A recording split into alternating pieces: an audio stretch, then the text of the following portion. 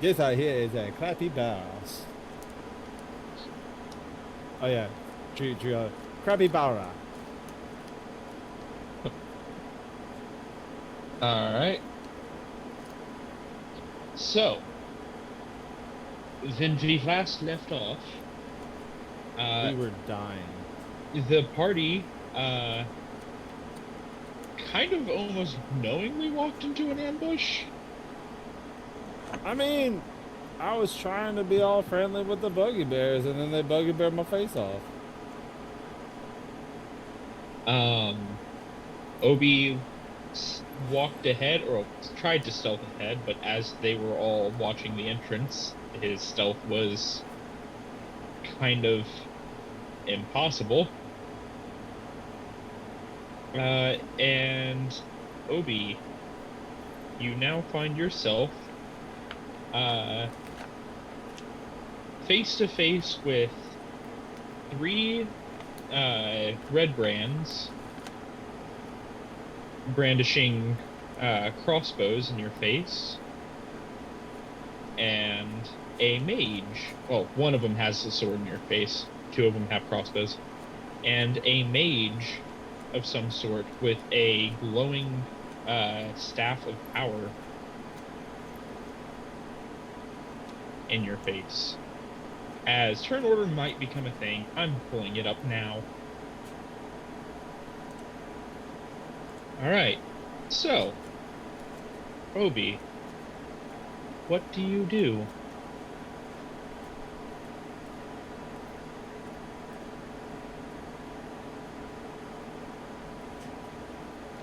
Yeah, we're getting right into it immediately.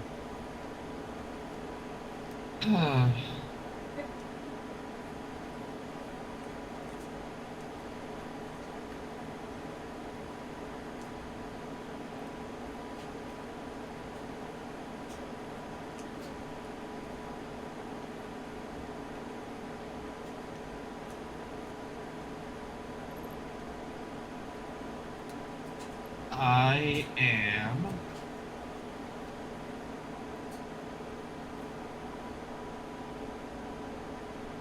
immediately going to try and hightail it out of the room. And as I leave,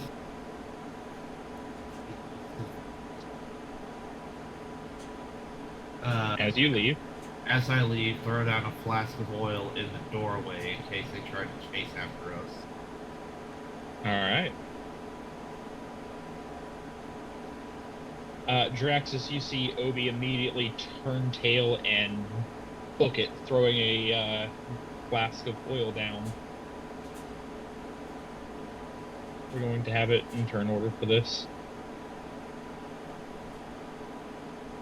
Queue up any bills.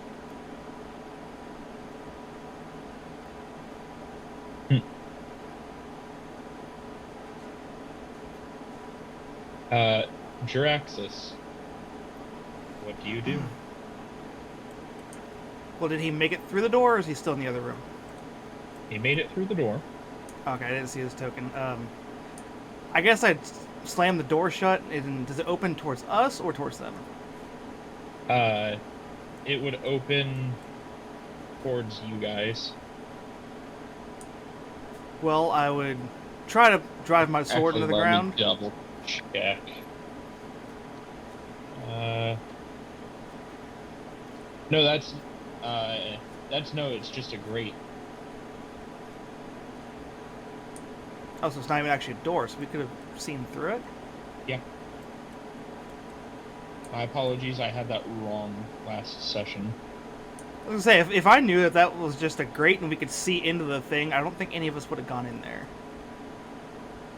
Yeah, we can reverse that. Because I mean, like, it doesn't mean it doesn't. Nothing has happened. Yeah. No, it says a door stands. I'm looking at something else that's a grate. No, it is a door. My apologies. Reverse. But yeah. Say, I guess I would try to hold the door shut so that we can all start trying to get back across the hole and running for our lives. See, these little posts, is it capable like to wrap a rope around them? The posts that are attached to the walls, no. No. Well, then I guess They are part of the wall. I would just try to hold the door shut and try to keep it from coming through. So we can all start trying to run, because we're not in exactly the best shape here. All right. Lennar's just going to be very confused, looking around. I thought we were gonna. What are we doing? Tactical retreat. Question: is the oil that you threw around is that inflammable? Yes, it is.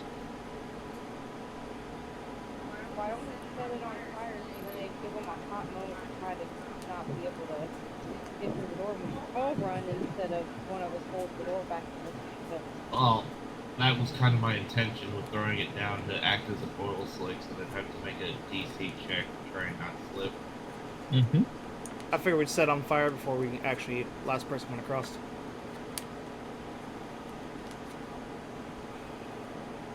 Obi, E. we actually went through your turn.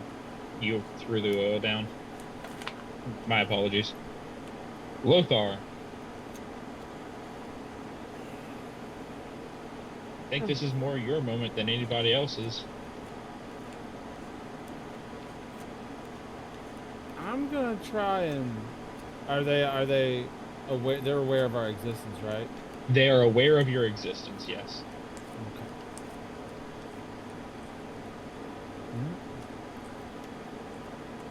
Here, I'll do this. Go. Diplomatic actions. You're gonna go diplomatic? I mean, what other choice I got right now? I mean, What other choice do you have? I can Sacred Flame in their face. So are you gonna go up and to the door and start talking? You gonna push Draxus aside and go through, or are you just gonna call out from the back where you're at? I can call it from the back. I ain't that far away. I mean, from anybody else, you are 20 feet away through stone and wood. Alright, I guess I'm pushing Drax out of the way. Draxus, do you allow him to push through? Yeah, we don't have very many choices, and he is definitely the diplomat compared to me. Alright. Lothar, you may move forward. Alright, that's where the... So that is where the door is. Actually, technically, the door is one space ahead of you. Because that's the...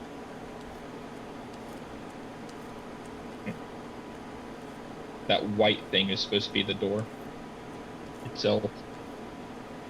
Alright, but if I get like but here is like I'm in But like You are right, you are not in the room. You are technically underneath some stone. There's a door in front of you. okay, I see how it is now. Okay. I was So, gonna say I don't know if y'all can see. There's dotted I saw line. the dotted line. I just wasn't sure exactly what it was. Yeah, Okay, it's cool. supposed to represent there's a tunnel underneath those stairs too, where you guys are at. So I'm gonna go to here. Oh, okay, I see what you're meaning now. I got Yep. you. What do you do? Dear Red Brands in the yonder room, I feel like a quarrel between us would not be beneficial for either side, as we have already made it this far, and it is a likelihood that we will succeed once again. What I would ask is if you lay down your arms and surrender peacefully so we can prevent bloodshed.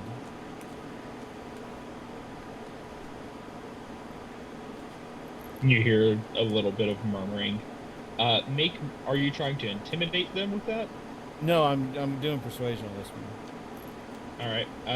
Say roll me a persuasion then. 13, you hear some murmuring. And you hear a familiar voice.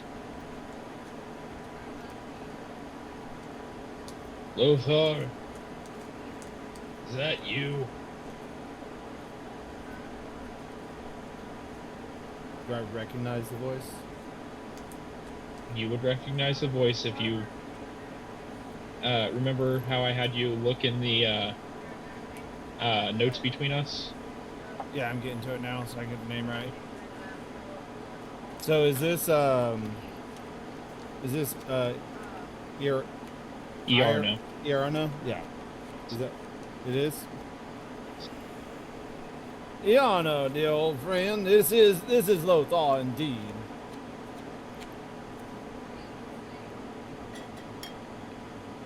Come on out. Put your Yeah. bows down. Very well, then we can speak of this as gentlemen.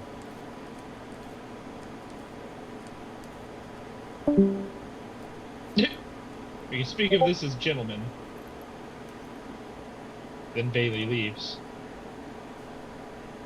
He's like, I'm not a part of that shit.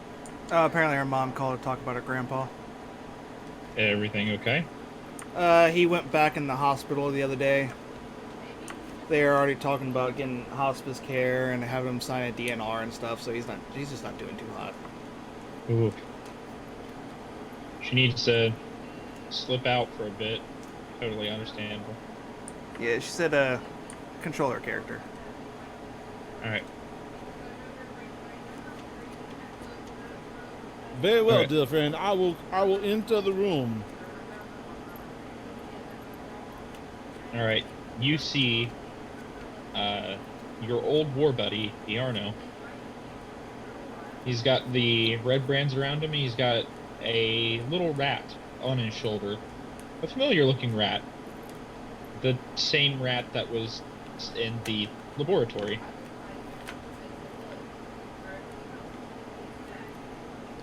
He takes the rat and he sets it down on the ground and scurries behind him out the door, off and away.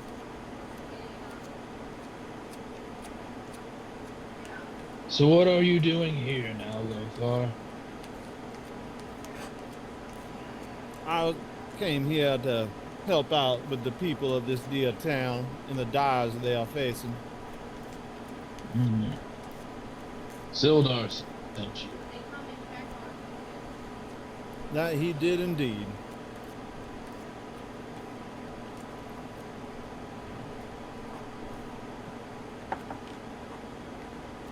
Well, unfortunately, Sildar's a little bit too close-minded in his good ways to realize that there is more around here that these people... how to put it? These people sit on a treasure that do not belong to them. Treasures or not, terrorizing a town is no way to behave. We never wanted there to be death, or at least I didn't. The idea was to send them all away. No bloodshed. However, he kind of shoots a glare at one of the ruffians who shrinks away and says, little bit of alcohol and some gung-ho big balls moments have led to a change in plans. My dear old friend, I understand that things may come arise that we are not aware of or control of, but you know as well as I do, it is very hard to get people to live the place that they have called home, the place they were born, the place where their mother suckled, where they suckled at their mother's teeth.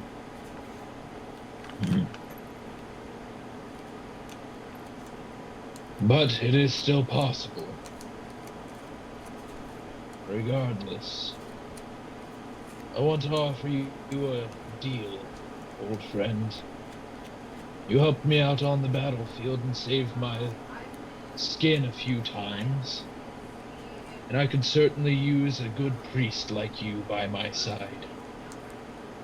There is a magical mine hidden somewhere in these lands.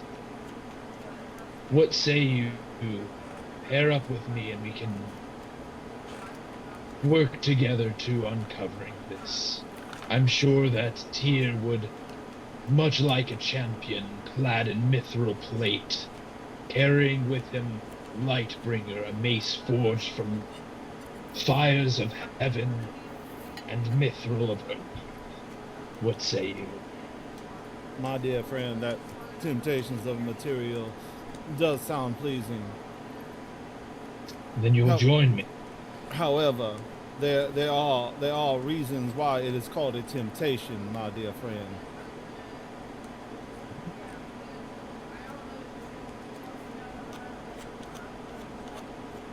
So you stand against me. My dear friend, I do not believe I stand against you. I feel like we are just at different means of a concept. I cannot stand by and let innocent people be harmed, no matter the circumstance.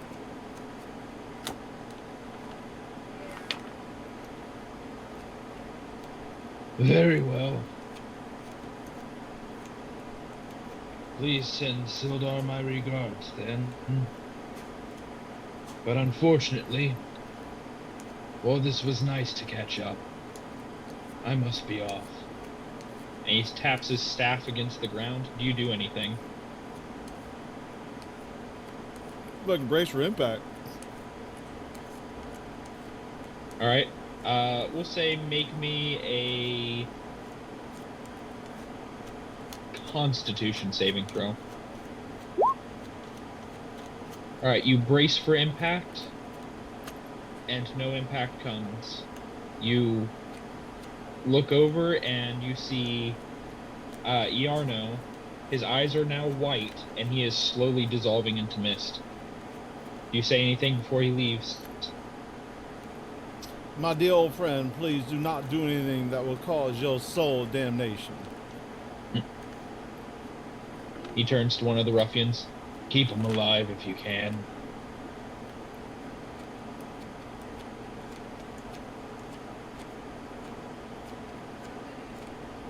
And now we're going to actually roll initiative, which everyone has. So Scarlet, it is your turn. What do you do? I believe she's still on her phone call. Alright. What would Scarlet do? Well, given the fact we're in a cluster, There has been no means of first attack, but there has been a words of keep them alive if you can. So, bear that in mind. Also, I forgot to roll for Nars since he is technically a combatant. so given Lothar can see, we can see that there's only the 2 people in there. Lothar sees 3 people. There are 3. I mean, I'd say she'd probably hang back for now, maybe go into the doorway. If she can see one, probably shoot at one. Alright. Going into the doorway, she would be able to see 2 from her angle. Do you have access to her character sheet? Let me see. Yep. Alright. You can make me an attack roll if you so wish.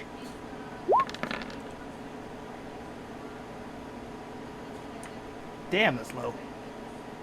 That's a natural 1. It's an automatic miss. Unfortunately, or not unfortunately, fortunately for you all, I don't do, at least for PCs, fumbles, which was a thing in some older editions, and some tables still use it. Of, oh, you rolled a natural 1. Looks like you're stabbing your best friend, or your sword breaks. I always made him drop it. Yeah. I do it for NPCs, because NPCs it's fun. Yeah. And it's not as, like, if an enemy swings at you, they drop their sword, that's just good. No one feels bad about that. Alright. One of the ruffians levels his crossbow at you, Lothar. Yeah, of course they do. Since you braced for impact, I will allow you to reduce the damage if this hits by what did you roll? A 14? Yeah, for my constitution. I'll say you get to reduce it by 2 if it hits. Bring it. There's my red brand character sheet. There we go. Does a 7 hit you? Oh, thank goodness something missed me. The bolt skips off of your shield and nearly misses your face. Nars is going to peek his head through, turn back to you, Obi, and say, like this, right? And he's going to take up a stance, kind of crouch low with the crossbow and attempt to fire at one of the ruffians.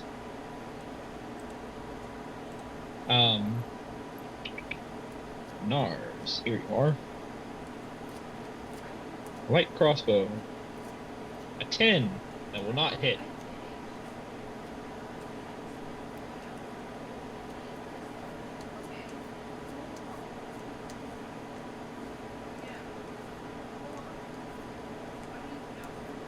Draxus, it is your turn. What do you do? Let's see if I can actually get all the way there.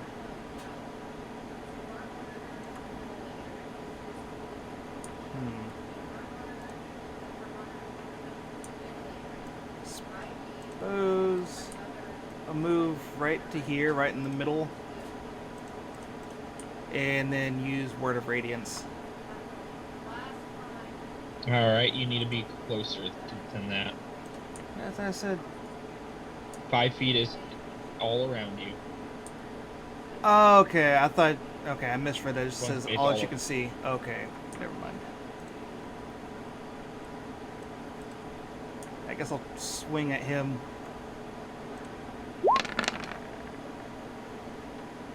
"17 will hit for 12 slashing. He is not looking healthy at all as he starts to bleed profusely as you very much sliced from his shoulder down to his elbow, and there's just open muscle and skin hanging. You see, I first read Word of Radiance being like, okay, it's essentially a magic flashbang. That's why at levels, when you guys hit level 3, if there's anything that you'd like to change about your characters, I do allow it. As you've had a little bit of time to learn your character and what works and what doesn't work. I guess essentially a magic flashbang would be a bit overpowered if it just fucked up anything that you could see. Lennar is going to stay at the back. Actually, Nars is going to pull back. Lennar. Beautiful, beautiful Lennar. Going to poke his head through, and he is going to attempt to also fire a crossbow bolt. Finish off your guy. Draxus. Yes. Get another I don't know kill what- stolen from me. All the kill stealing.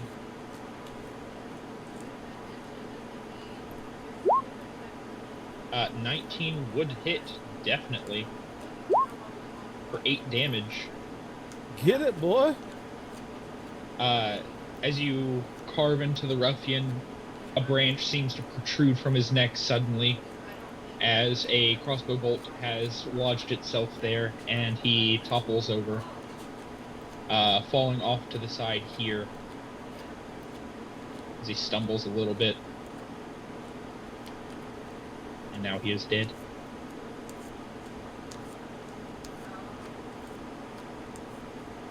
And I just accidentally closed his character sheet again. Whoops. And then he is going to move back out of the way.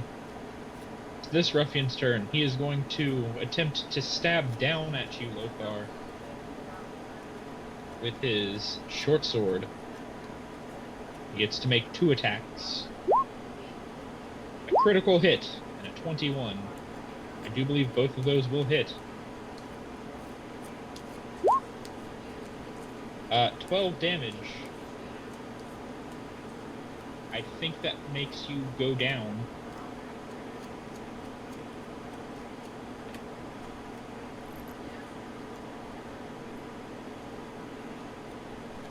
Lothar? Oh, snap. Wait, he can get me from there? I thought he was up at the top of the ledge. He's stabbing down towards you. Oh, yeah, looks like I'm dead, y'all. Say trying to step Unconscious. downwards doesn't give any kind of cover. Unconscious. No. There's a reason why high ground exists. If you're stabbing down, they don't get cover. If they stab up, they can get cover. It's over, Anakin. I have the high ground. Yeah, pretty much. And then the second attack, I do believe, would also hit you. Actually, at that point, he would have advantage, but 21 would hit. So you fail 2 death saves immediately. If you are hit while unconscious, and it is a melee attack, it is immediately 2 failed death saves. If it's a ranged attack that hits you while you are unconscious, it's a single failed death save. Okay, that's bullshit. Let's go. It kids. is. Obi, Lothar, the man who has saved you on multiple accounts, is currently almost dead as he has not only been stabbed in the neck and then dropped, but stabbed again as he is down. Actually, the ruffian is going to hop down for that last attack. What do you do? Drag his ass out of there. That's what you need to do. I'll be dead before you next turn. If he can make a medicine check DC 10, he will stabilize you. If I can what? So if you can get within 5 feet of him, you might need to drag him out from behind there. And you use your action to make a medicine check. If you hit the number 10 or higher, he is stabilized and his death saves are wiped. So he is at no fails and no saves. Alright, I guess I'll try that. Alright.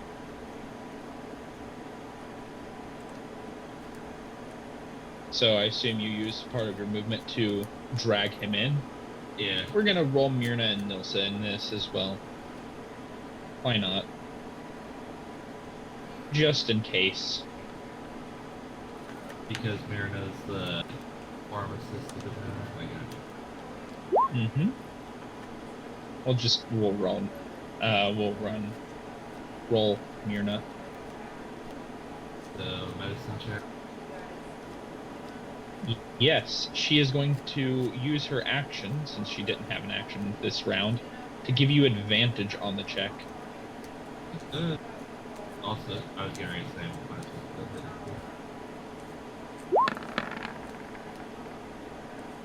16, you didn't need it. Lothar, in the haze of semi-consciousness as you are bleeding out, you feel Obi's rough blacksmith calloused hands pressing down on your wound, staunching your flow as you hear a feminine voice talking about something about bandages, and you feel cloth being pressed against your neck.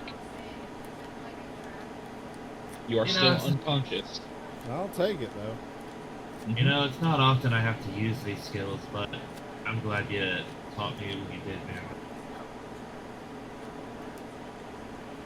Less talking, more staunching blood. Right. That ruffian is D-E-A-D.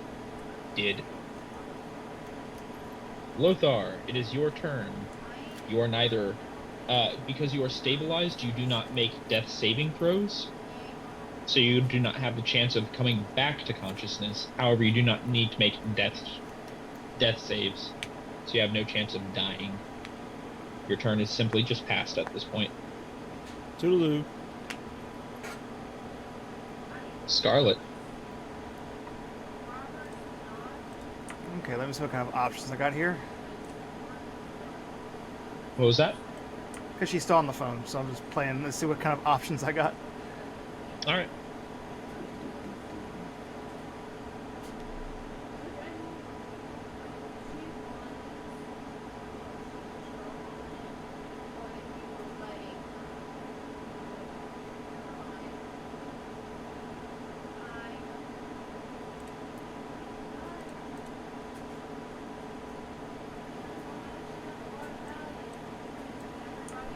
Okay.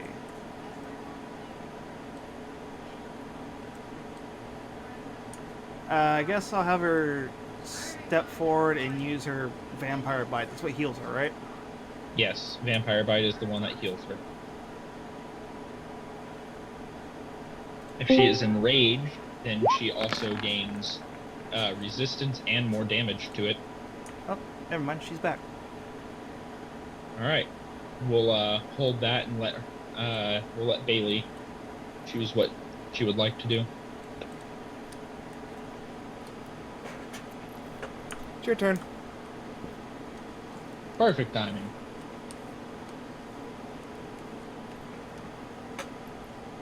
Babe. It's your turn. It's your turn. Well, you just popped back in Discord, so I thought you're... You want me to just do it? Bailey? Emma just says she still needs a second.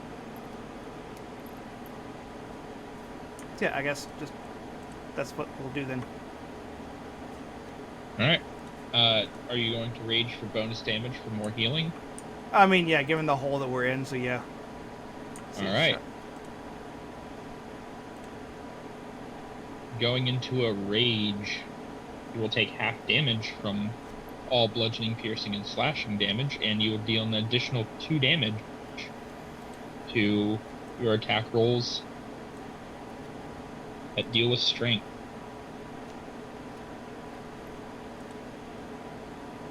So that's 7 damage total with that vampiric bite. As a 15, I do believe, does hit a red brand. Yes, it does. So Scarlet will heal 7 damage.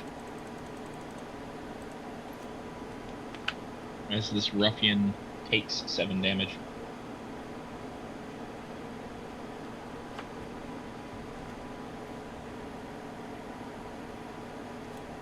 This ruffian here shall load his crossbow and fire it at Jaraxxus. As you are getting a bit too close for... Actually, no, he would probably drop it and pull out his short swords. That's what he'll do. He'll drop his crossbow, pull out his short swords, and attempt to attack you. Swinging at you twice. 14 to hit, and an 8 to hit. Both miss. Do either of those hit you? See, as you start having a battle on the stairs, blades ringing against each other. Head back. Welcome back. Is Nars his turn? He is going to drag Lothar a little bit further out of the way. Turn back to his mother and say, "You got him, right?" Myrna will nod and he'll poke his head around the corner and fire another crossbow bolt at the ruffian accosting Scarlet.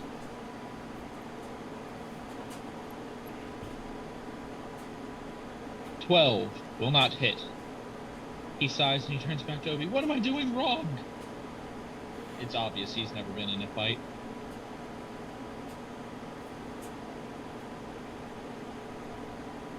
Jaraxxus, your little sword fight on the stairs with this ruffian, what do you do? I'll just slowly step up, letting my sword slowly drag the ground. It's dripping with the other guy's blood, and swing at this guy. Alright. Lovely. What did I miss?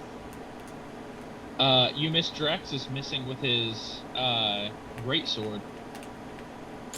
which is unfortunate because that would have been a one-hit kill. Fun.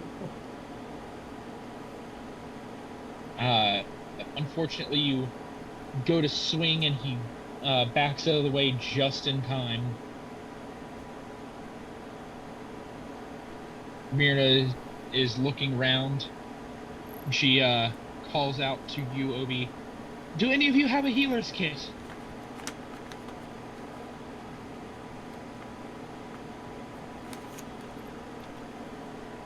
Obi, you may respond. Talking is a free action. I know, I'm just looking through my inventory.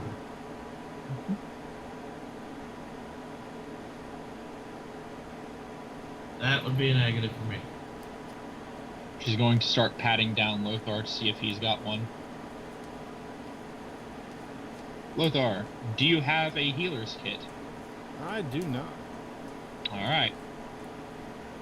So she is going to be unable to get you back to the land of the living. However, it's But I'm not in Lenar's the land turn. of the dead, so True. bonus points. I mean, as long as I live, I can bring you back. Mm-hmm. Since I don't want you to not be able to do anything,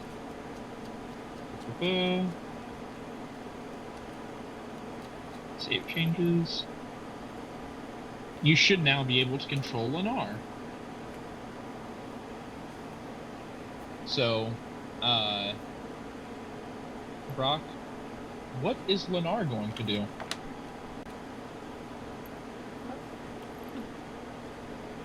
Well, little Mr. Crossbow. Oh, but I still can't see when I'm moving though. Yeah, there. You should be able to see. Hold on. Oh, it's because NPC tokens never have vision attached to them. Okay. I don't know why that is. Dynamic lighting has vision. Save settings. There you go. You should be able to see with them now. Cool. Yeah, I'm gonna get right here, and then he's going to shoot at the ruffian that is in front of Scarlet at the moment. All right. Make me an attack roll. What is? I don't know. Light crossbow. Just use mine. On his sheet, you should see light crossbow. He has an NPC character sheet, so it's a little bit different looking. See under actions, light crossbow, which for some reason Well, is I'm meant. trying to find his character sheet.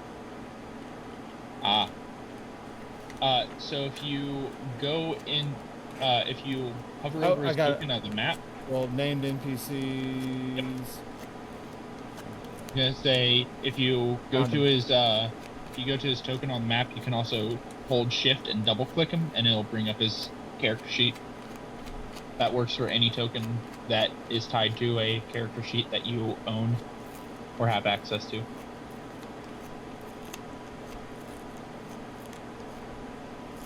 A 23 will certainly hit. You'd like to roll some damage. Yeah, is there a simple click for the damage, or I gotta type that? You click attack where it says light crossbow in the chat.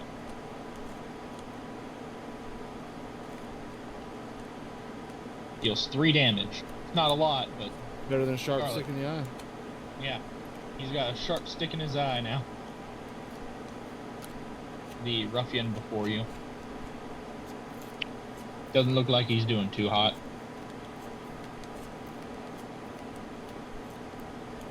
Is that the end of his turn, or is he going to move back, or what's he going to do? I think right there is fine for him. I mean, he's not in an immediate hurry, and if he tries to get anywhere past Scarlet gets a shot at that point. Yep. Alright. It's the ruffian's turn. Bleeding, he's going to attempt to lash out at Scarlet. Twice with his short sword. Scarlet, against you, does a 14 hit.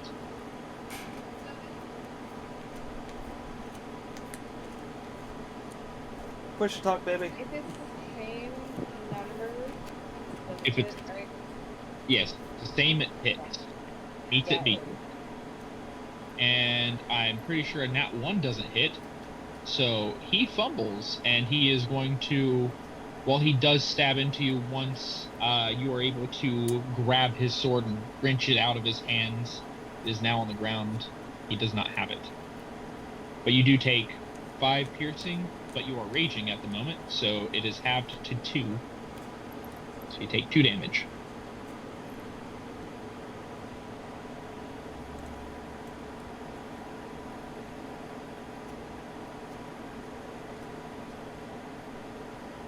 Obi, it is your turn. Lothar seems to be in good hands as Myrna is keeping him from bleeding out, steadily, slowly wrapping his wounds. What do you do? I'm gonna run into the room and join the fight there. All right. Moving through an ally, you can do that. You cannot move through an enemy. So you're going to have to clamber up onto the steps if you're going to be in the room. Yeah. Remind me how much movement I got. You have 25 movement, 25, but you can yeah. also bonus action to move again. Because rogues, man.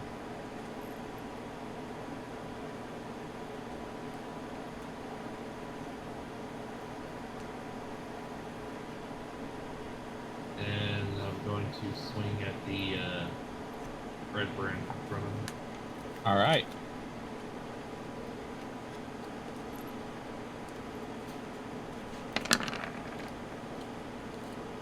An 8 does not hit, unfortunately.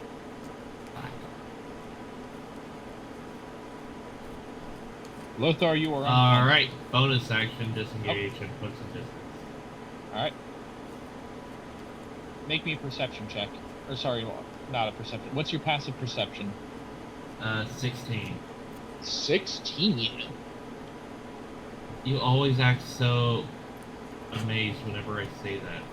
Because it's not often that level, like, tier 1 characters, which is levels 1 through 4, have a 16 for their passive perception.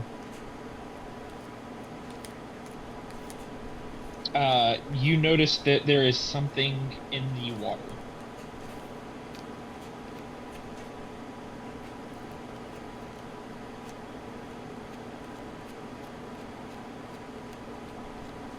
I was gonna say, my turn's basically over, otherwise It is take like it. Yeah. You I'll wait till will later. need an action to actually get this one.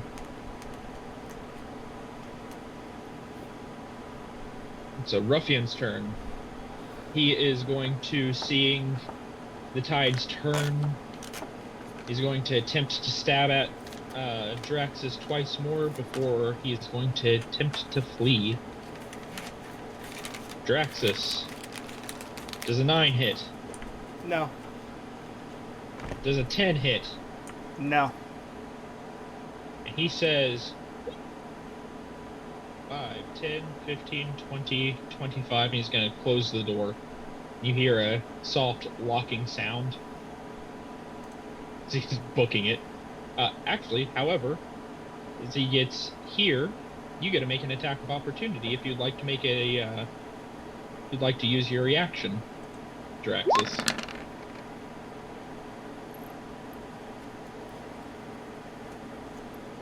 A 24 will hit as he almost dies from that hit. He is bleeding profusely, but he does have the chance to make it to safety. It's Nars' turn. Nars is going to poke around. He's going to look at the crossbow and say, screw it. He's going to drop it, and he's going to actually come in with the longsword and attempt to take out the ruffian. It's a bold move. See if it pays off. 7 to hit. He misses. Jaraxus, it is your turn. Suppose I'll head down and then finish the other guy off.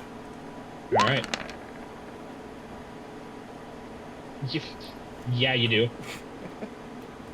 As you deal the final blow. Tell me how it happens. Just gonna like slowly walk up behind him, knowing the fact he's facing the others. Just nonchalantly tap him on the shoulder as he turns, and then just swing right at his neck. His head cleanly severs. His body slumps down to his knees, blood spraying, and he drops. Nars is absolutely covered from like his chest down from the blood. He backs away into the corner. He's freaking out at this point. He's hyperventilating, not entirely expecting this bloody of a battle for his first battle.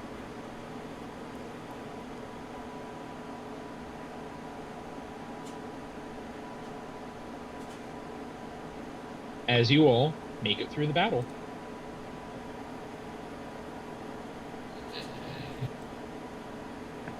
Since I'm technically raging, can I drink that one dude's blood that just died? Pretty sure you can't. He turned into ash. I was gonna say, Jaraxxus killed him, so that man, according to at least Jaraxxus's sight, as his blood came out, it slowly turned into fire and lava, and the ground around him turned to ash, and he faded away. Okay, never mind. Everybody else, it's just a body. A body just slumps down. Jaraxxus is just having some mad trippy visions. I'm on acid, man. Pretty much. So I'm gonna use the last 4 lay on hands I have on Lothar. Alright, Lothar, you are once again seared awake as Jaraxxus's holy, quote-unquote, light heals you. Oh, you're never gonna get used to that. The air quotes. Alright. Everyone is awake. Everyone is conscious. Obi, you had noticed that thing in the water. Are you going to grab it? Yes, I would like to see what the fuck it is. Alright. So, investigation. Or Alright. No, you just get it. Oh. You happen to have a high enough passive perception that you noticed it, and you can reach down and grab it. You just gotta reach down and grab it. You find a satchel in the water. There'll be a wand to cure wounds in there.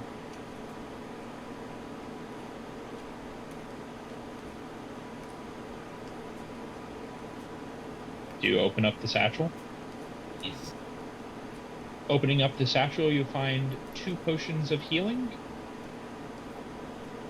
and a potion of invisibility. Dude, I'm looking at you like a druggie right now. You're just standing over there licking your lips like, you gonna drink that? Can I have it? Can you have it? Let me. I grab one of the healing potions Sorry. and start. In addition, there's also a clean set of ordinary travel clothing. It seems very mundane. Waterlogged. This is a go bag. This is 100% a go bag. It's a go bag. It is 100% a go bag. What are y'all calling a go bag? It's a go bag. It's for when you got to go. It's for like doomsday preparers where they have a bag full of like weapons, clothes, stuff like that for when they need to just jump and run. So you find one of these, 2 potions of healing, a clean set of what was it? A clean set of travel clothing. Do you search further into the kit? Yes. Alright, 1 second. Sorry, my headset was dying, so I had to swap ears. You also find an additional 50 gold pieces folded up inside the clothing. I'm rich, man.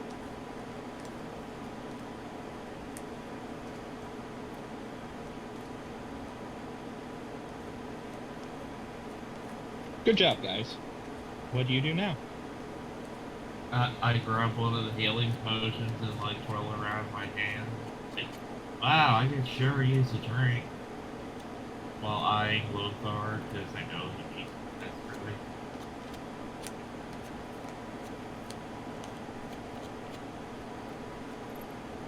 My dear friend, I hate to be all troubling, but if I could have one of those at the current moment, I would greatly appreciate it. I know, I'm just fucking forgetting the possibility.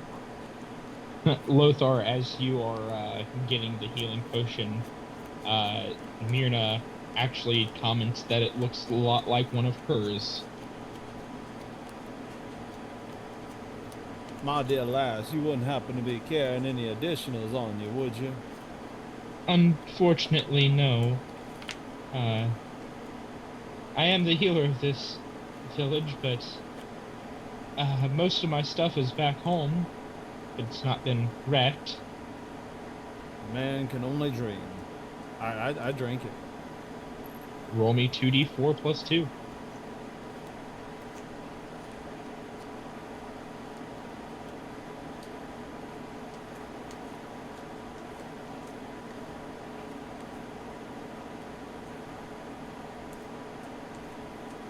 You regain I am 5 the hit points. worst roller ever.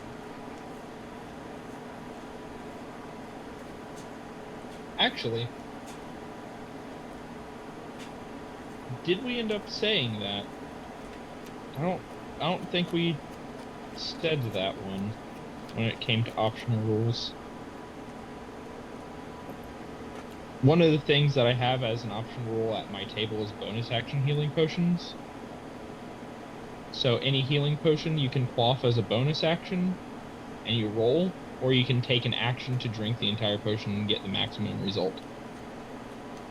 I want the maximum result. I want all of it.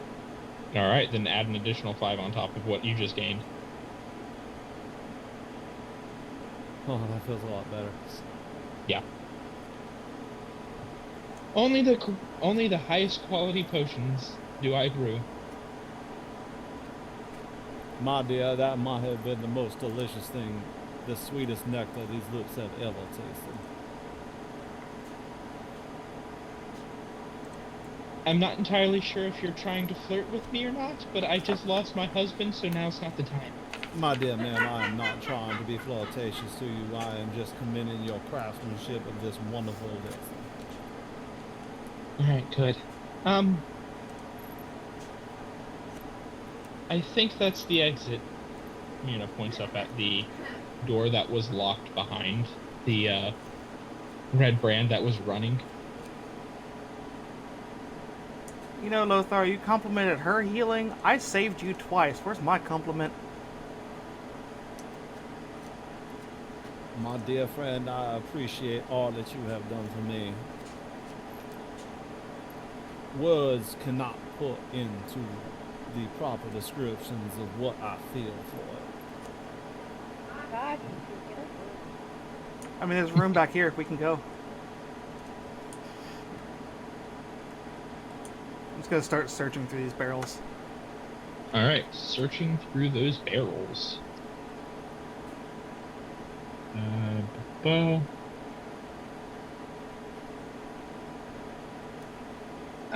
The barrels that you find here seem to be filled with fresh provisions. Various foodstuffs from salted rabbit legs to just a bunch of tomatoes. Literally, one of the small barrels is just nothing but tomatoes. Ew. Other stuff similar to that. So should we go up the stairs and out that way, or there is this door that's right here?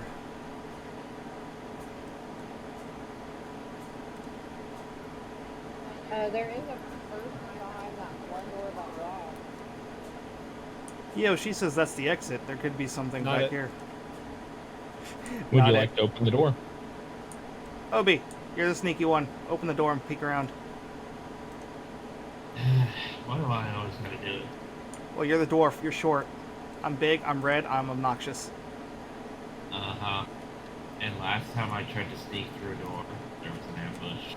But did you die? Not the point. Big red obnoxious with a nice tail. Fine. I'm going to try and peek through the door to see what's on the other side. Make me a perception check.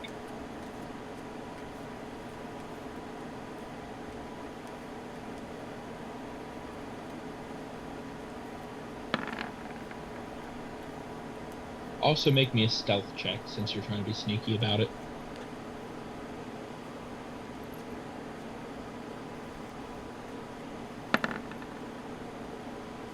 You just wong that door open. Yeah. You attempt to be as stealthy, and as soon as you start to push the door, you realize the hinges of the door are right next to the cistern, so like they've been exposed to water like for so long. And that first little push, you just hear the death, like it sounds like death and harpies just singing together in a chorus of.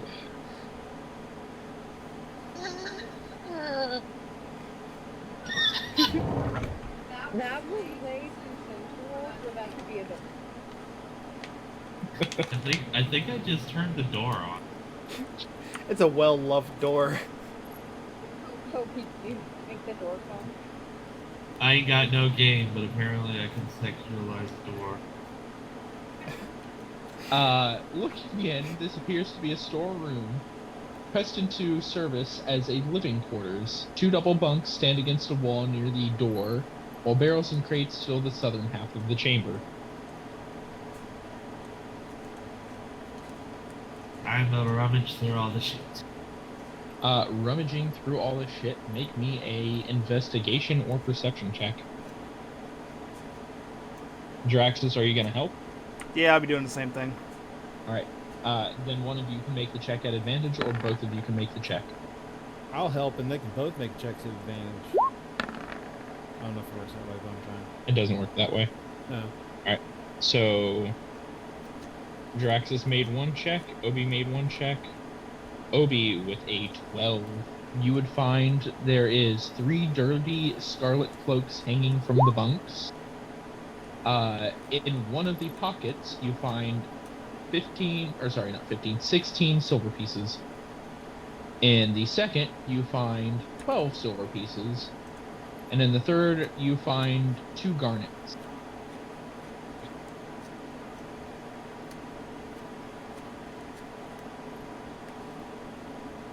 You would know from your time of having to deal with minerals and such that these garnets were worth about 10 gold pieces each.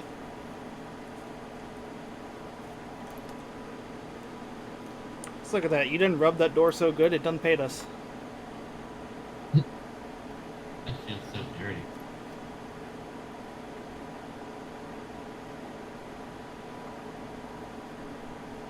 Alright, on our way out, I suppose.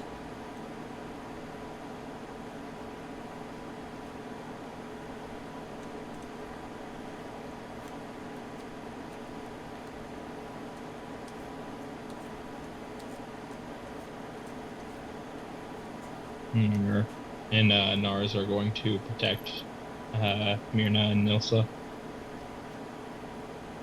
forming like a little wall for them. You volunteering to go first, Obi? No, It is locked. Someone needs to break. Or, It you know, amused me- I could just use my thieves' tools and lockpick it. I was gonna say, it amuses me that Draxus and Obi have the same health currently, but Obi's health bar is so much more full. Well, see, he has half the health because he's half the height. Yeah. Make me a thieves' tools check. If you'd like to check for traps first, it's an investigation check. So can I give him guidance? You have the guidance cantrip? Sure do. That'll help.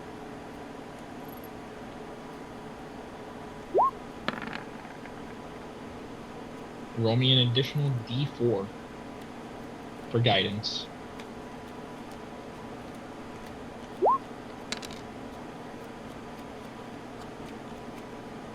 A 14. You needed a 13. The door unlocks.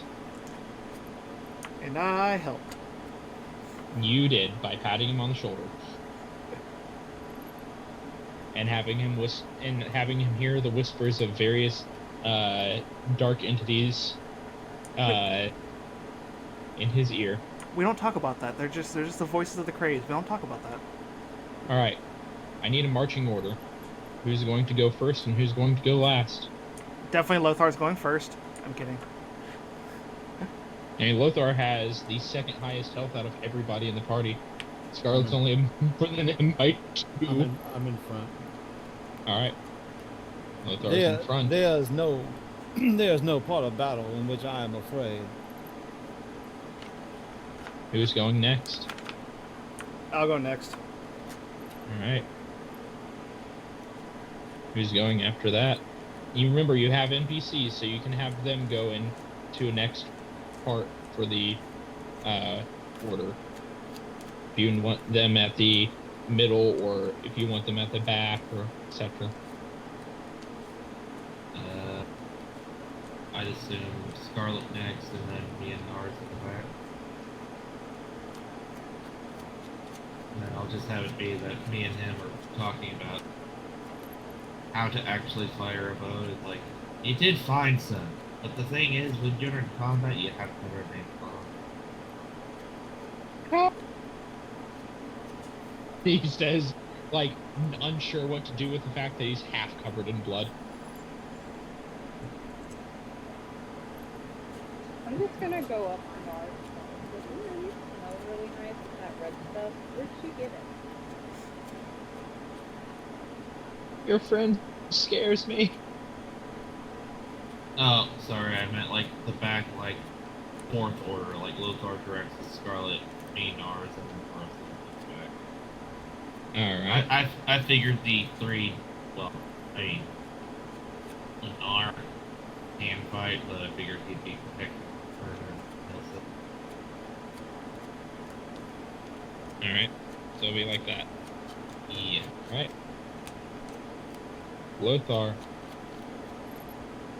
Heading up the front, you find yourself going up a staircase into what is the remnants of a ruined, once beautiful manor.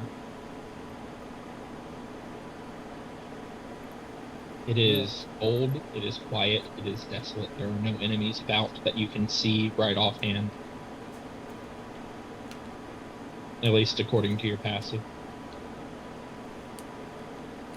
Well, my friends, it seems like we have finally made it into the manner in which we were attempting to do this whole time. Obi, as you are the last of the group, other than the NPC squad, to filter out, you said you have a 16 passive perception. Yes. You could have sworn you saw something small and green skitter around the corner as you all were heading out. Small and green. Perky, I think one of your lizards tried to get me and eat you. It's a Jerry. Oh god, we're Hold on while I back that thing. got my cat from chewing on plastic. He's out that guy. Stop trying to kill yourself, cat.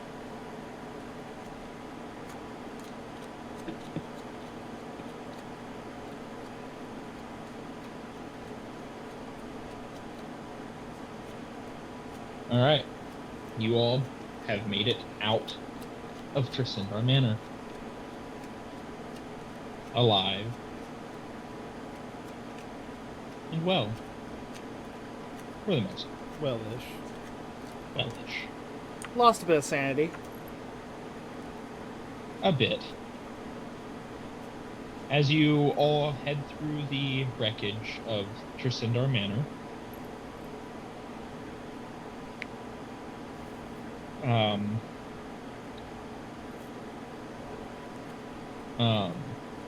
shoot, I'm blanking on his name. I was just role-playing as him, too. Ours? Nars, thank you. Nars kind of looks at the wreckage around and sighs, and he says, you know, Dad and I were going to start rebuilding the mansion after this. We already got the orders to do so and everything. Now it's not going to be the same.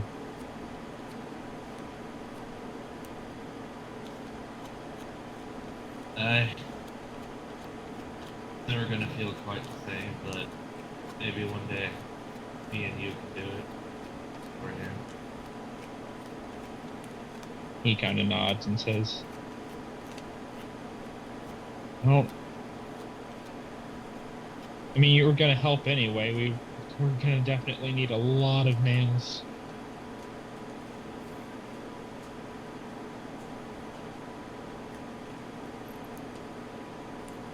But before we get to working on that, there's still the other issues with the town that need fixed first.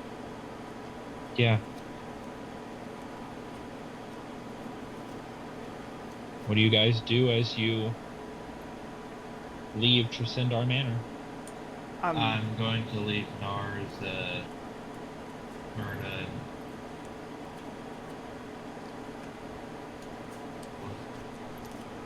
Nars, Yeah, Myrna, and what? It is Nars, Myrna, and Nilsa. Nilsa. I'm gonna lead them back to their house. Alright. Do What about the rest to, of you? Divvy out at least the coinage part of the loot, so that way we can, if we need to go shopping of any kind. Yeah, I can divvy that out from what I looted. I put everything into the journal anytime there was money associated. I was gonna say first Right. step should be going and taking a long rest so we can stop dying. I mean, yes, that would probably help.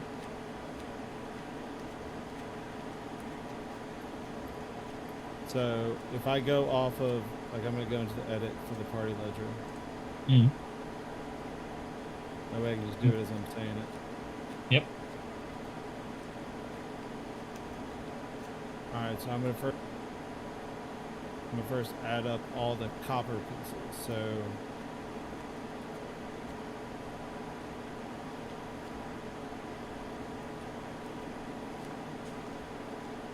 that's gone.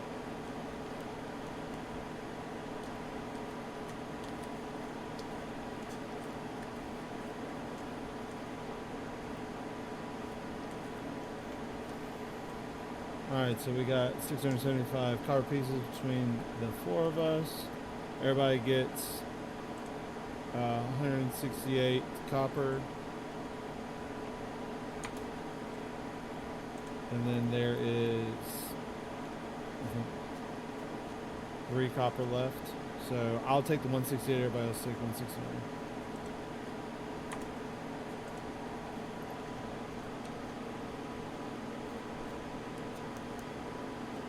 Alright, going to do silver pieces next.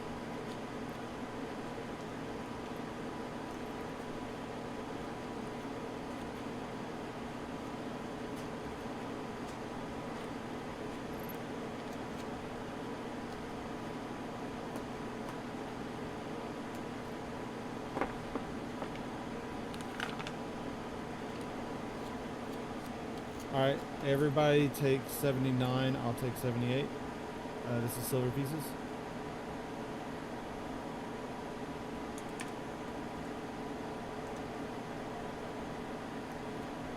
Just 78.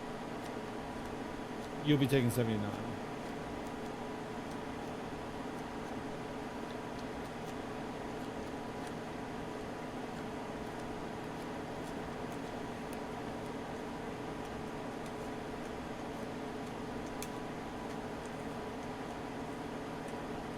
And then it is 26 gold pieces by 4, so 6.5. I'll take 6, and then another person needs to take 6, and then 2 people can take 7. So y'all can. I'll take So Scarlet and Draxus will get 7 each.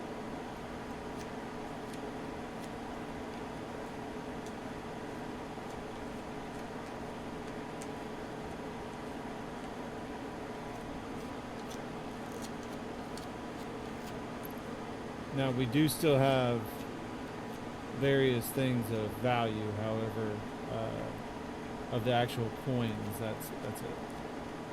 Mm-hmm. Now I am. I'm going to the shrine, and I'm gonna go. Actually, you know what? I'm gonna go to my old boy Elder Man. I'm gonna go hang out with him, and I'm gonna see if I can crash on his couch. He would definitely allow you to crash on his couch. He would be very worried on the fact that you're covered in blood. Yeah, I'll ask him how he uses his bath too. Alright. Draxus. Where are you going? Well, I was gonna go over to the inn and get a room there, but first I was thinking, where would I go to figure out more about that ring that we had found? Is there like a jeweler in the town? You can make me a history check, or you can make me a religion check. To see what you know about it. So both of them were just as bad.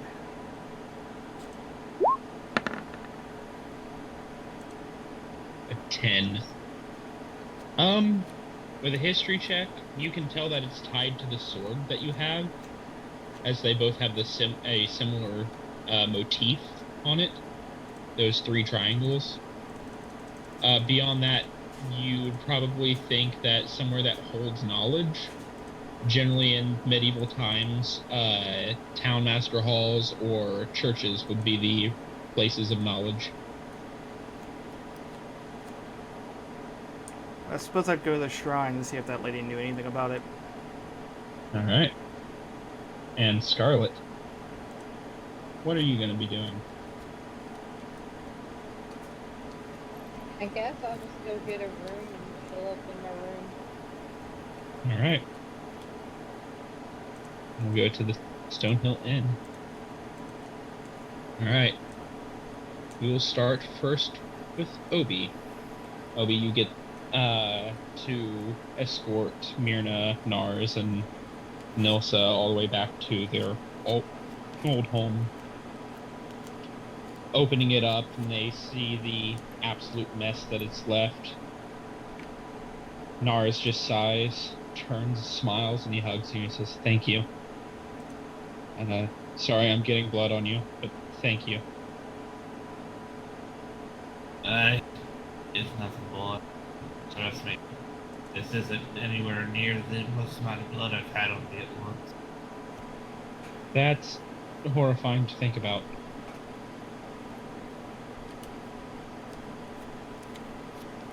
I'm gonna go clean up, and then he looks at the disaster state, and then clean up. When we're all said and done, and normalcy somewhat returns, would you mind helping with Father and his burial? Boy, I would be more honored. At least I get to say my final goodbye to him.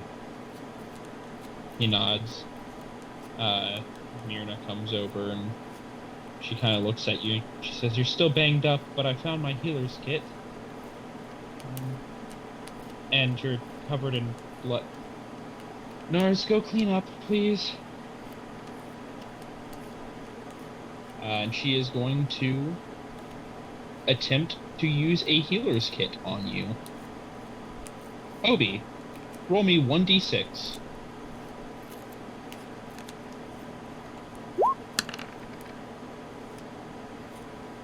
You gain 10 hit points. If you do not have more than 10 hit points, you gain 10 hit points.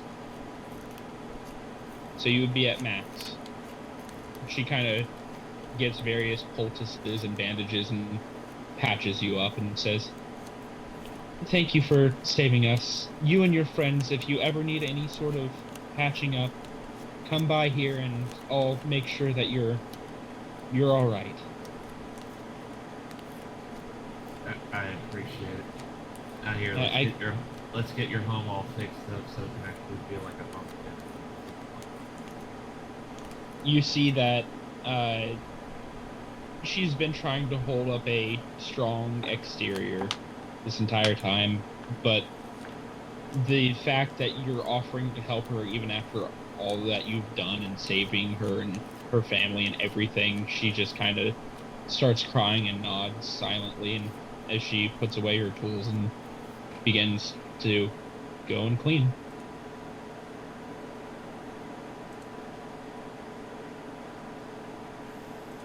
Moving on to Lothar, going to Eldermath Orchard. You feeling a little bit better from the potion, still not feeling 100%, but nonetheless, you find your way over to your old friend's house. You see Darren.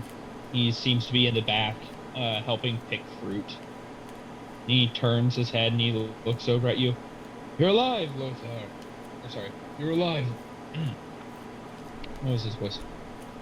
You're alive, Lothar. That's not it. My dear friend, I am alive. However, it is not for lack of trying to be dead. You run into trouble. Yeah, that's what it was. I ran into a little bit of an issue at the manor. There was red brands loaded in there. I did take a bugbear mace to the face. Ugh. That sounds quite painful. Well, lucky for me, I didn't feel much pain from it, for it immediately knocked me unconscious. You sound like you need a nap. My dear friend, I would love to sleep. Let's get you cleaned up and you can crash in my guest room for the night. I very much appreciate your hospitality, my old friend. Oh, speaking of old friends, I had a little run-in with our old friend Inaro. It seems he happens to be the one leading the Red Brands. You see his brow furrows and he's got a very concerned and quite like he becomes very disturbed at that news, and he says, "Yeah, or no?" Nope, somebody left. Yep, Yarno's leading them. It does appear so. He was supposed to come to help get everything in order.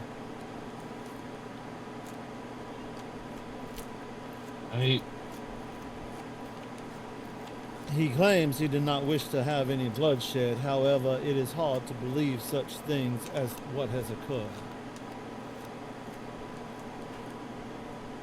From what I remember of Yarno, he's many things. He's avarice. He's full of avarice. He's full of ambition, but he's not a killer that I can remember. There are things that have occurred that would make me believe the different. He then tried to recruit me to recover some relics. However, as tantalizing as they are, I could just not see myself siding with such deeds. No, I believe you. It's a lot to take in. I'm aware.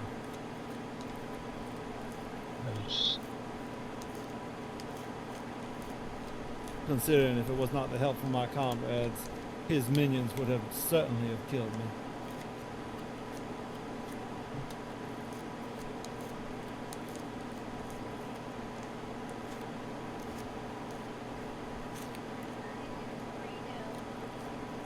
He sighs, takes an apple, brushes it on his shirt and takes a bite and chews thoughtfully for a moment and says, he swallows and says,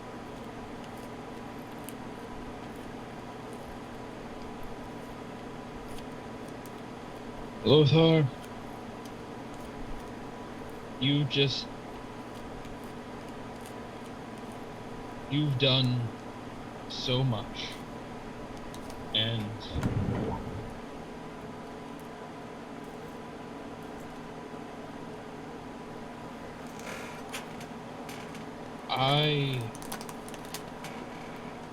come inside, please. He grabs an apple and tosses it to you as he walks inside. I grabbed that apple. And do you eat it? Hell yeah, trust my boy. It is delicious. Either he's a fantastic gardener and he made sure that these apples were like prime, or he just bought really prime seeds. But you can tell that he's been taking care of them for quite a while, and there's love put into it. As these apples are juicy, they are crisp, you bite into them and they snap, kind of thing. Z walks inside. You follow him to his room. You see hung up on a stand his old armor from back when you served together. Behind that is the war banner that you guys were under. And he kind of nods and says, After we all went our separate ways, I ended up joining up with the Order of the Gauntlet. Do you know much about them? That's a good question. Do I know much about them? Out of character, how much do you know about the Order of the Gauntlet? Not really. Okay, so, out of character, there are 5 large factions in favor. There is the Emerald Enclave, which is like a various collection of druids that help protect the land from monsters and dragons and just very encroaching people who are hunting too much, poachers, stuff like that. There is the Lord's Alliance, which is a network of nobles that help try to govern the land. Whether it be for good or for ill, they try to I remember it now. keep people in order. So you do remember what the Order of the Gauntlet is? Yeah. It's like a coalition of, like, morally, high, Yeah, knights, pretty paladins, much a stuff. bunch of paladins, knights, etc. Says, I ended up joining up with the Order of the Gauntlet. I'm a little bit too far in my years, and with this knee, they didn't really want me to go out into the field too much. So they had me more of a keep an eye out for trouble and people who exemplify the virtues of the order, of honor and of vigilance and the ability to stand up against evildoers, regardless of who they are or what they might be attempting to accomplish. He reaches into one of the nearby drawers and he takes out almost what looks like a badge of some sort. It's in the shape of very similar to what's his name? I want to say it's Helm, his holy symbol, where it's just a gauntlet. Except this one is on a pennant, like a flag. It says, "For all your hard work throughout this town, I'd like to extend to you the option to become a recruit to join the Order of the Gauntlet, if you so wish." My dear friend, it would be the truest honor I could possibly have. You will approach and you've got like what's the term? A surcoat over your armor, right? Yeah. Yeah, he will reach over and he'll pin it onto you. So he says, I will contact the order post haste.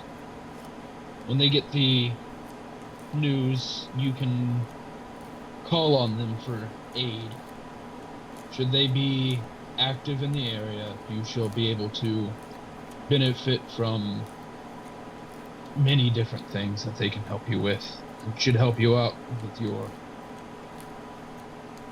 he smiles, adventuring and helping out others.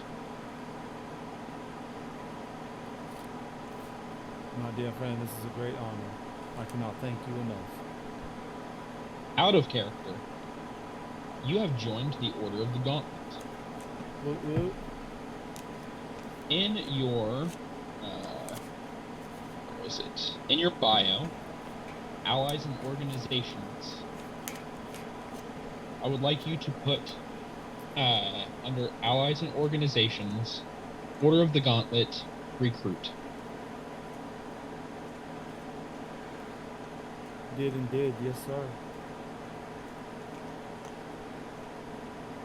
Out of character, if you go to somewhere that the Order of the Gauntlet has a foothold in, such as here in Phandalin, you can call upon allies of the Order of the Gauntlet for various tasks and aid.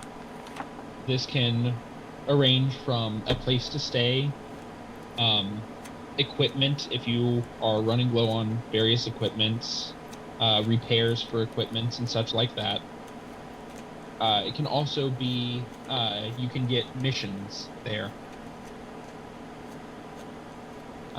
They will pay you for doing said missions, and if you continue to do such things, they will rise up in the ranks. So, congratulations on joining one of the 5 factions of Faerun. Moving on to Jaraxxus. You find yourself walking into the Shrine of Luck. As you pass by the threshold underneath the doorway going in, you feel your skin slightly tingle and begin to crawl. Almost as if you felt watched. Almost as if you felt judged. What do you do? I would call out for the sister that's supposed to be there and see if she's there. You call out for Sister Grail. Alright. Calling out for Sister Grail, she comes out from the side behind the altar and says, Ah, It's nice to see you again. you told me your name, and I'm blanking. What was your name again? It's not that shocking. I'm not that impressive. It's Jaraxxus. Draxus, that's right. I remember it had an X in it. There's not a lot of people that I know who have X's in their names. Unless I'm thinking your name is spelled. Your name is spelled with an X, right? Jarax, like axe? Yes. Yes, it is. Alright. Just double checking there. What can I help you with? So, we went over to the manor, and we've tried chasing the Red Brands out of your town here. With quite a bit of success, I do say, and some questionable actions. But I Alright. found a ring here, and I was wanting to know if you knew anything about it. You show her the ring. Yes. She looks at the ring and her face screws up and she kind of like shakes her head and like backs away from it. That's not welcome here in the Shrine of Luck. Can you tell me why? Those triangles there, that makes up the holy symbol of Asmodeus. Do you know much about him? I just kind of stay a little bit quiet. I don't know if she'd be exactly happy with the deal that I made.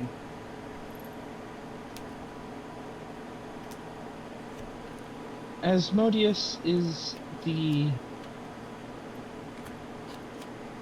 is the ruler of devils. He goes by many titles, from the Lord of the Night to Old Hoofenhorn. He is not exactly a force you want to find yourself allied with.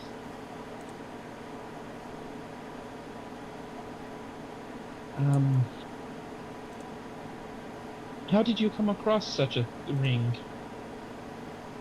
We're down in the ruins of the manor, digging through all the coffers and trying to figure out what they were doing there, and this was in one of the coffins.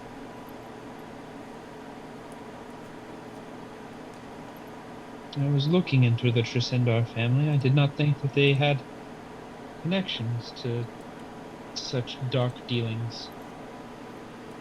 So you don't think it was the Red Brands that was doing this?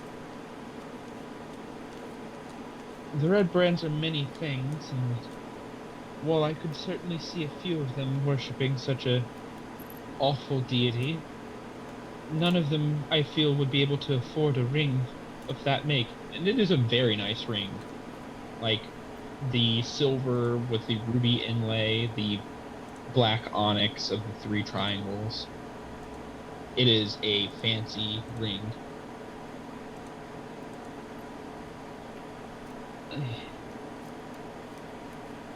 If you want my take, I would get rid of that. Melt it down, use Obi's Forge to just get rid of it. It's no good. So that ring's not the same person that the deal is through the sword, is it, right? No. You made a deal with Katya. She is a devil, and Asmodeus does control all devils. But you did not make a deal with Asmodeus himself. So it'd be kind of stupid to put that ring on. Okay. Well, I appreciate your time. It's more like, how to put it. You went to McDonald's and you got a cheeseburger, but you didn't get a cheeseburger from the CEO of McDonald's. Kind of thing. Got it. She shakes her head and says, "Is there anything else I can tell you about?" No, no, not that I can think of. Alright. Be careful if you're going to look into that. Tieflings may be spawns of Asmodeus and his ilk, but that doesn't mean that you should be tied to them. You are your own person, and make sure that you do not fall for his lies. He offers indulgences that even the strongest mortals can fall subject to. Don't give him that chance. I just turn and leave and just keep on like rolling the ring around on my finger, contemplating whether I should put it on or not. Alright.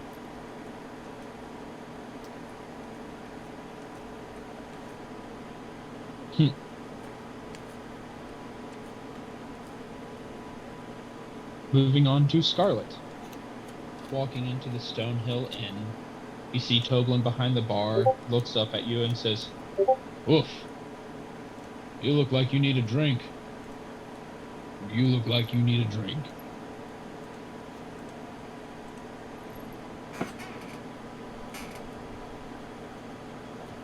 Yeah, I do. You offering me one?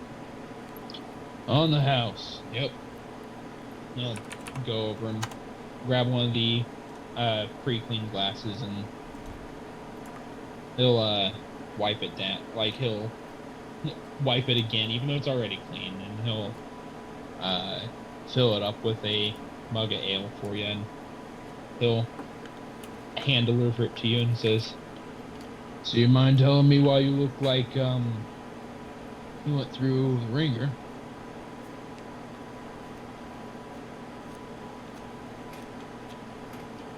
Well, we went to Holland, you know, me and the other two.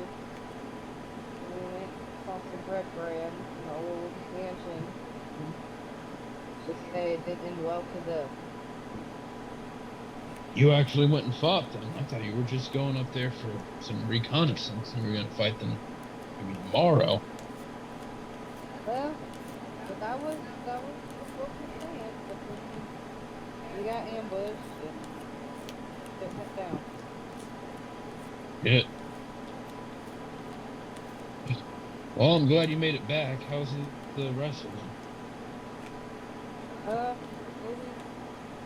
Maybe friend died. They said the wife and the kids of them. I don't remember their names. I think one No. was like Elsa something. No shit. Nars's family is back. Yeah. And then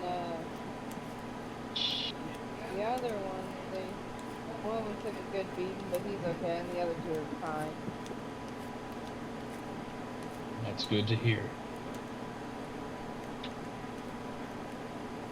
Alright, well, tell you what, your drinks for the night, they're on the house. Thank you. You're welcome. Hey, is it cool if I borrow a room your rest? Yeah, you can get you a room on the house too. Come on now, let me push you something. You already did. You paid in blood. And that's more than a lot of people around here. Except for old Mars. He fills another glass and he pours a little bit out on the ground.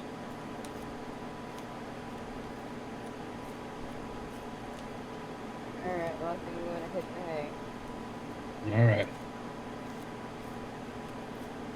Alright. Scarlet, you go to take your long rest. Does anybody else have anything to do before they go to take their long rest?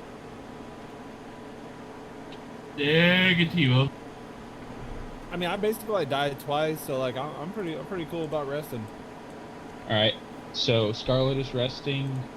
Lothar is resting. Obi, I think you said something about Tim Tebow? Say what? It sounded like you said something about Tim Tebow. No. When you asked if anybody else had something to do, I said negativo, like negative. Oh, but... negativo. Alright. And Draxus. Do you have anything else that you'd like to do before you long rest?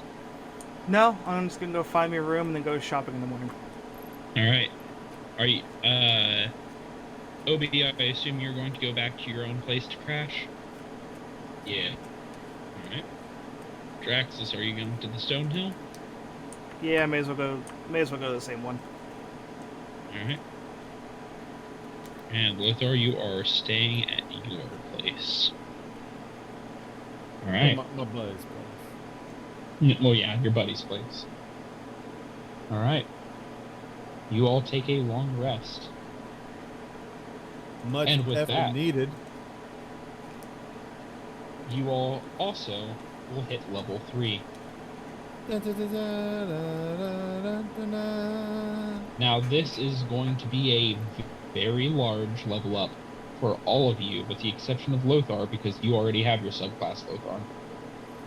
Obi, Scarlet, and Draxus, you all will be taking your subclass at the 3rd level. Subclass is something that will put you in a niche for your class. So, while all rogues, for example, for Obi, are sneaky and all rogues are cunning and deal with sneak attack, dealing one large hit that really cripples and debilitates their foes, different kinds of rogues get different subclasses and different ways they can do things. So, for example, say if you wanted to go Arcane Trickster, you would gain some magic. to assist in your roguish ways. Or if you wanted to go assassin, you would be able to use poisons better. And you'd be able to get disguises better and deal more damage. 1 second.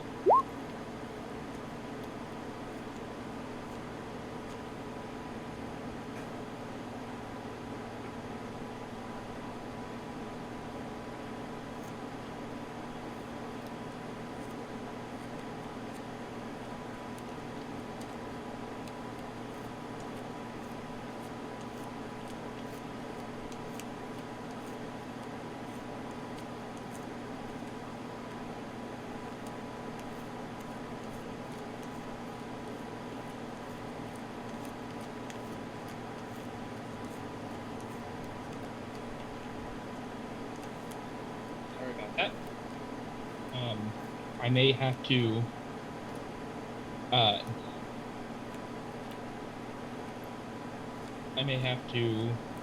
dip here and there to make sure that my wife is all right.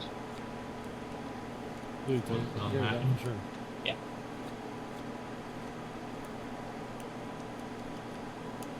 Yeah, unfortunately, I care about you.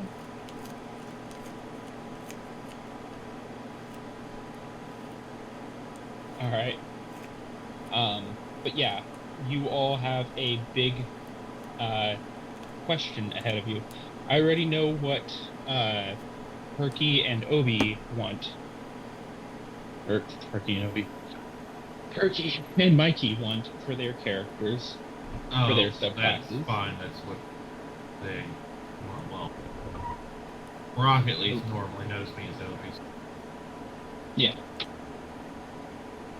Alright, so Perky and Obi, we've already discussed, and I'm pretty sure you guys want what I think you guys would want for your subclasses, with Obi going Assassin and Jaraxis going Oath of Vengeance. But just in case, I'm going to double check if that's what you guys want. Do you guys have any idea on how you want your characters to progress from like a thematic or an idea on how you want them to continue their journey? If there's any ability that you like that sounds cool that you would eventually want them to have, regardless of if it's tied to a class or not. Just like, I want my sword to burst into flames kind of thing. Oh, mine's already said. Alright, so you do want to be an assassin. So from how we talked before, it definitely seems like that's the route that I was going to be going. Alright, vengeance for you. Alright. It's definitely That seeming like when you hit leaves level me- 3, that's when like the real character comes out of the character. Yes, exactly. Well, at least, so some classes get their subclass at level 1, such as Cleric and Sorcerer. Some classes get their subclass at level 2, such as Wizard and Druid.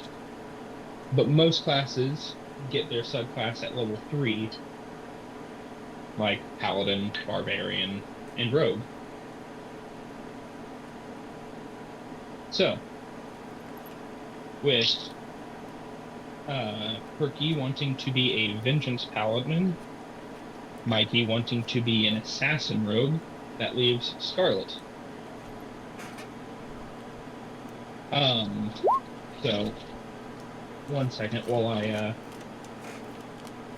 hand the cats their food real quick. Here you go, babies. Is there anything that you have in mind for how Scarlet would like to have her rage change?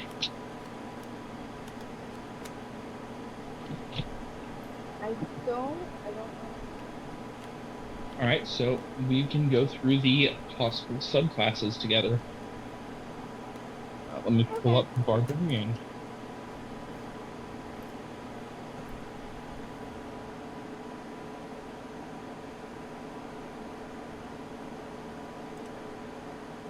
All right. Do. All right. In general, actually, sorry, in links, I will post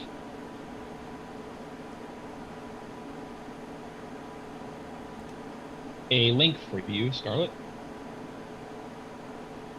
or Bailey, for Scarlet. So at 3rd level, you're going to get Primal Path and Primal Knowledge. So we'll start with Primal Knowledge since it's a little bit easier. All right, so you're going to get an additional skill proficiency. So what are your skill proficiencies?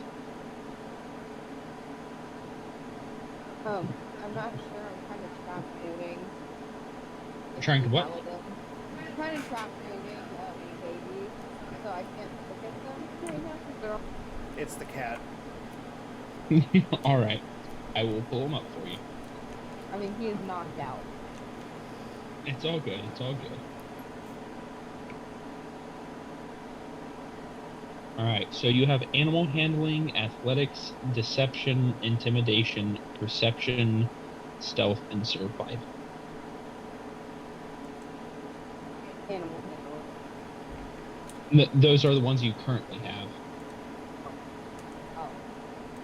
You have athletics, you have intimidation, you have nature, you do not have perception, you have survival. So this one is already chosen for you because you do not have any way of any other skill that you are allowed to take that there's already. Okay. So you will automatically get the only one you don't have, which is nature.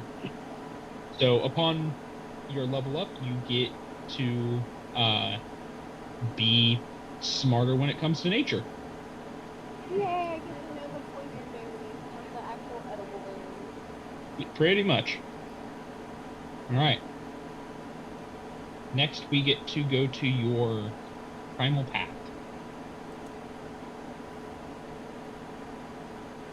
So there are 8 potential options for you.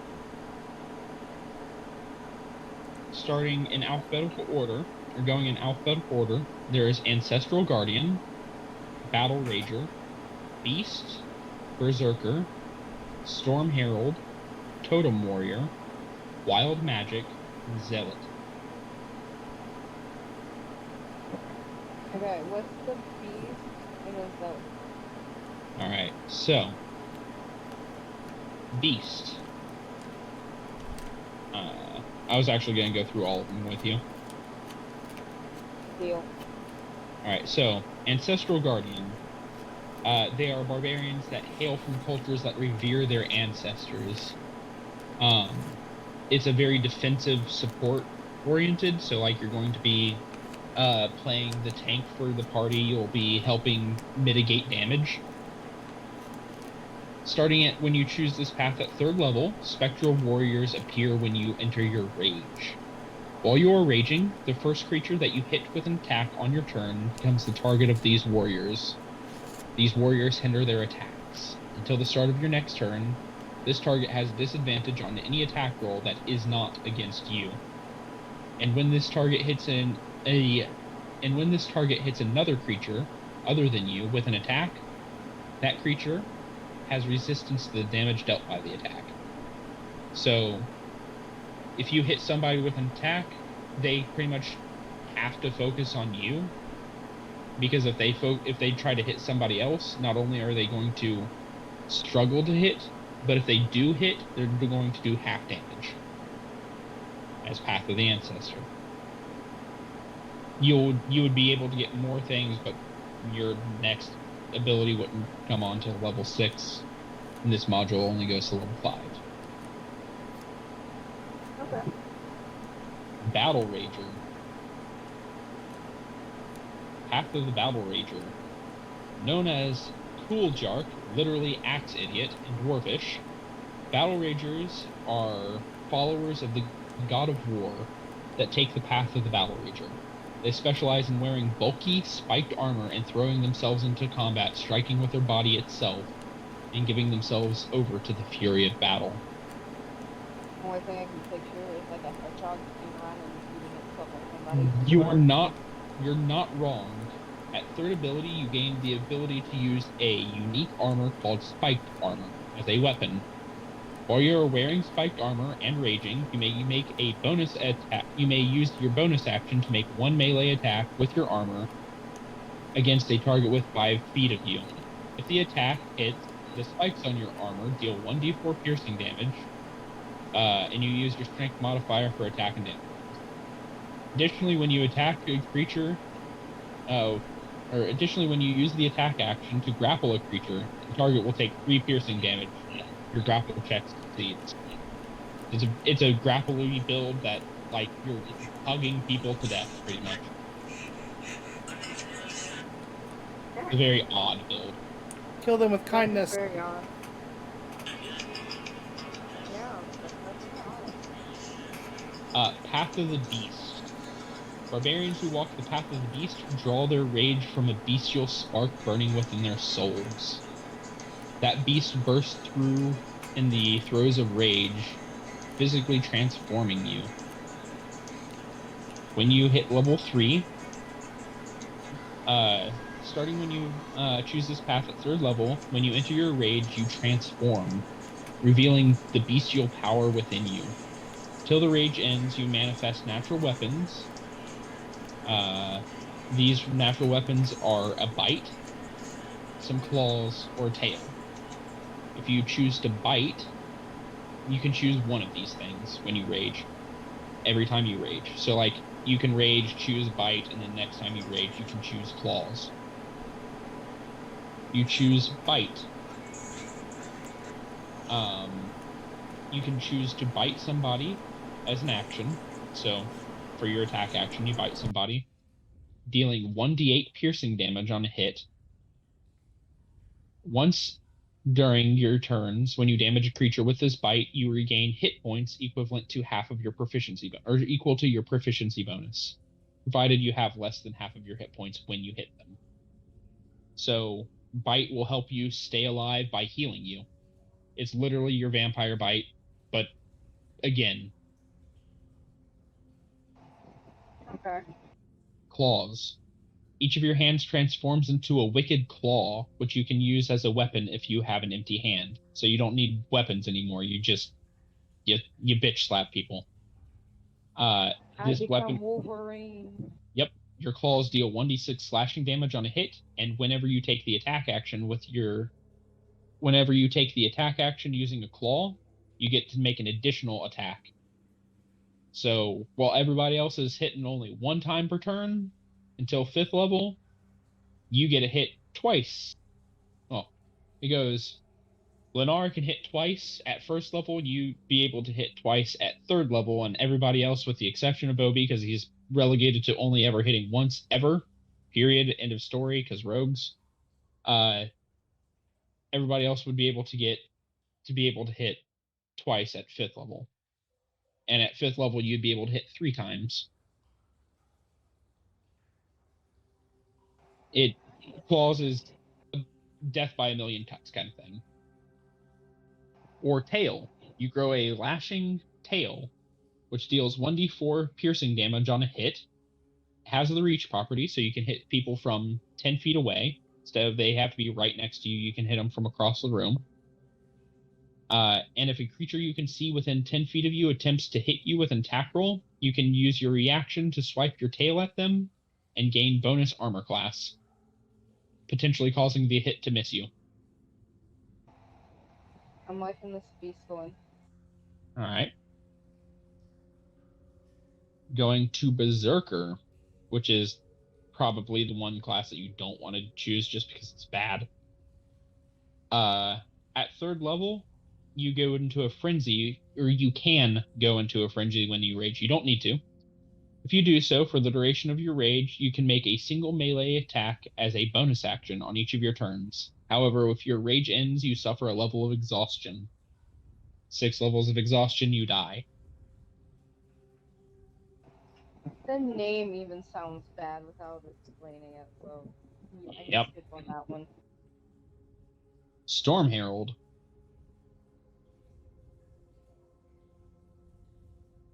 When you reach 3rd level, you emanate stormy magical aura when you rage. The aura extends 10 feet from you in every direction, but not through total cover. So if somebody's like behind a wall, you can't hit them. Your aura has an effect that activates when you enter a rage, and you can activate the effect again on each of your turns as a bonus action. Choose desert, sea, or tundra. Your aura effect depends on that chosen environment. You can change the environment whenever you gain a level. You choose desert. When you go into a rage, all other creatures in your aura take 2 fire damage. Damage increases when you reach 5th level to 3, and that's all you'd need. That's all you'd get. So whenever you enter your rage and as a bonus action on each of your turns, every creature, ally, or enemy within 10 feet of you takes fire damage. C.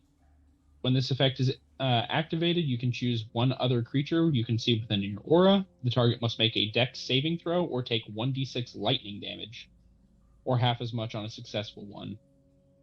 It increases to 2d6 at 10th level, so you would just get the 1d6. So whenever you rage and as a bonus action on each of your turns, you can shoot lightning bolts from your, I don't know, eyes or something. Okay. Tundra. When this effect is activated, each creature of your choice in your aura, which includes you, gains 2 temporary hit points. This increases to 3rd level at 5th. So as your bonus action and every bonus action therefore afterwards on your turns, you can give you and every ally within 10 feet of you 3 temporary hit points. Then 3 temporary hit points again. And again, so long as you're raging, you just keep people alive longer. It's not healing them, but it's keeping them alive a little bit longer.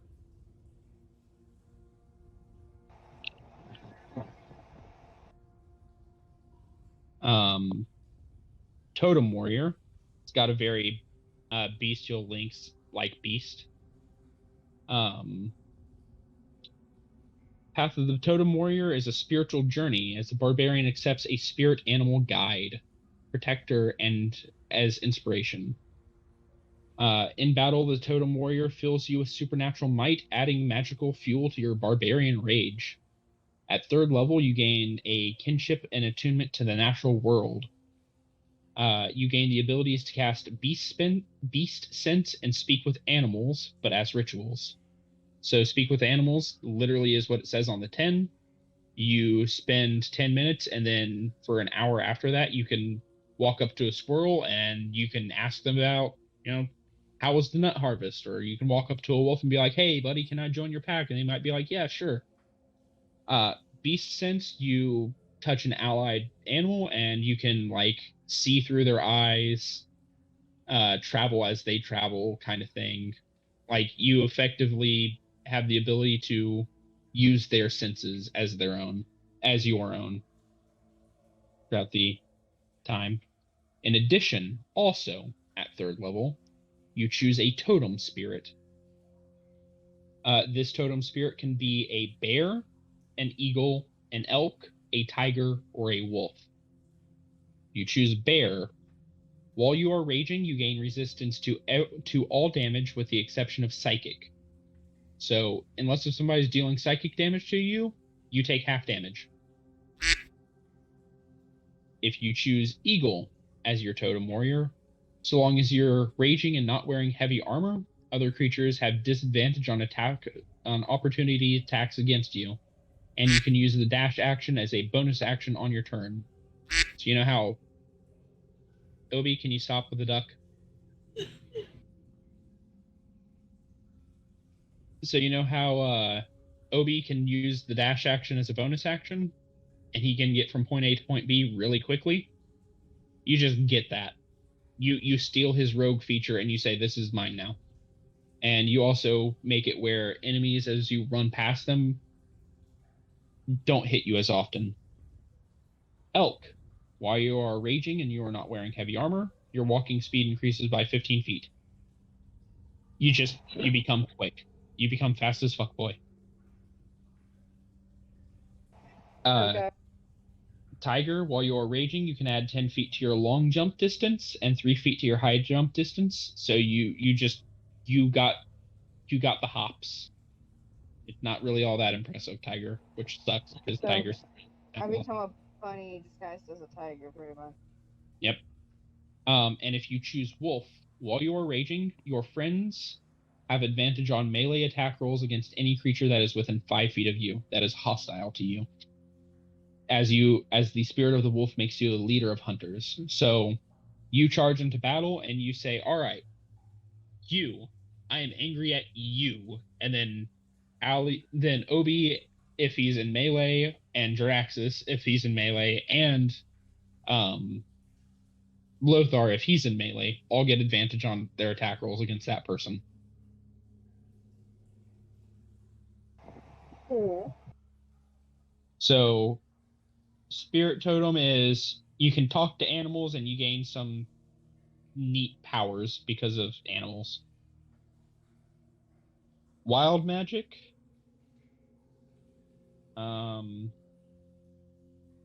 At 3rd level, you gain the ability to open your awareness to the presence of magic. You know the location of any spell or magic item within 60 feet of you that isn't behind total cover. You can do this as an action, and you can do this a number of times equivalent to your proficiency bonus. It's not all that great, but in addition, at 3rd level, when you rage, you roll a d8. And you get a bunch of weird effects anytime you roll a d8. So when you enter a rage, you can do stuff like teleport up to 30 feet to an unoccupied space that you can see. And until your rage ends, you can do this again and again and again. Once on each of your turns as a bonus action. You just teleport. Or you could rage and you could have flowers and vines start to grow around you, and all the ground within 15 feet of you becomes difficult terrain for enemies. It's just like weird shit happens around you when you go into a rage. Like a lot of weird shit. And you have no control over what that weird shit is. It's chaos. Beautiful, glorious chaos. And lastly is Zealot. At 3rd level, you get 2 different things. Divine Fury. At 3rd level, while you are raging, the first creature you hit on each of your turns with a weapon attack takes an additional 1d6 plus half your barbarian level. So you hit somebody with your bow, they take your bow damage plus 1d6 plus half your barbarian level. So at 3rd level, that would be 1. So you deal an extra 1d6 plus 1. And at 3rd level, your soul is marked for endless battle. If a spell such as Revivify or Raise Dead, which has the sole effect of restoring you to life, but not undeath, which you're not undead, you are alive, the caster does not need material components to cast a spell on you. So normally a cleric needs to spend 300 gold or like 500 gold, etc., varying levels of a shit ton of money to revive people from the dead. They just walk up to you and say, hey, get up, and you just get back up. You just don't die. This just in, man, literally too angry to die. That is Zealots. I think I'll go with the last one. Zealot? All right. I'll be honest, I thought you were going to go with Totem or Beast. Really surprised? But the fact that I could die, that sounds like it would be helpful. But I really I will tell you this. that Warrior of the Gods, the Raise Dead thing, will not come into play until 5th level, because that's the only time that Lothar will be able to raise you from the dead once he hits 5th level.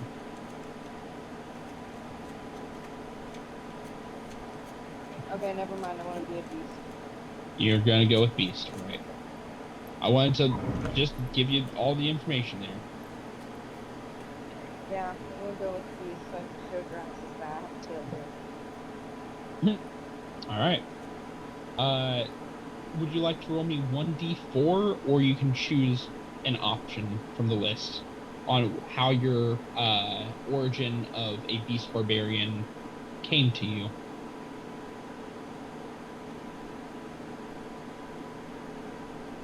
Do you want to roll before? If you don't like it, you can roll again or choose. Do I want to roll the d4, or do you want? Are you having your access? Or, I don't care if Okay, you roll roll. for me. I just can't kitty cat. Gotcha. Number 2. You are descended from an archdruid and have inherited the ability to partially change shape. I like it. I'm going to say the 4 options are: one of your parents is a lycanthrope, and you've inherited their curse. 2 is you descended from an archdruid and inherited the ability to partially change shape. 3 is a Fey spirit gifted you with the ability to adopt different bestial aspects. And 4 is an ancient animal spirit dwells within you, allowing you to walk this path. I won't go from before. That's not really cool. Alright, ancient animal spirit. the spirit of the bat, because you are Dampier and vampires. Yeah, I don't have that. Alright. She is batshit crazy. Alright. Rude. Now, I won't deny it. Now, an important thing, last thing for everybody is hit points. You can choose average or you can roll for your hit points. Average. Alright. Lothar is going to take average. So, your average roll will put you at what? I already did it with the Constitution. So the average roll would have been 4, and then plus the 2, so that would have been 6. So I'm at 23 is my max hit point. Oh yeah. So let me change that on your. Nope, you already got it. Yeah. Oh, you've already been doing it yourself. I'm doing my spells and everything. I'm working over here.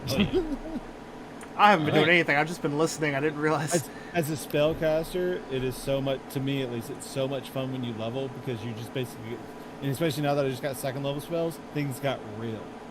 Yeah, spellcasters really don't come online until level 3 when they get their 2nd level spells. Because, like, 1st level spells, they're good and all, but a lot of them you have to hold on to until just the right moment. Well, 2nd it's level like, spells are like, alright, I have a bomb. well, not only that, but like at 2nd level, I got Prayer of Healing. Oh yeah, you're very much able to heal people now. Like the whole party at one go. Yep. It's so good. It's so freaking good. It's a downtime heal, but it is still a really good heal. Yeah, but it's one of those like, oh, we just ended combat, before we go deeper in this cave, hang on 1 second, guys. Yep. Let me do this. You want to roll for a prayer of healing to show everybody how much it'll heal? Since you seem quite excited about it. I'm pretty sorry. Yeah, everybody would gain 16 hit points with that. Everybody. The entire party. Each of you would gain 16 hit points back. It's a good spell. Yeah, it's a good spell.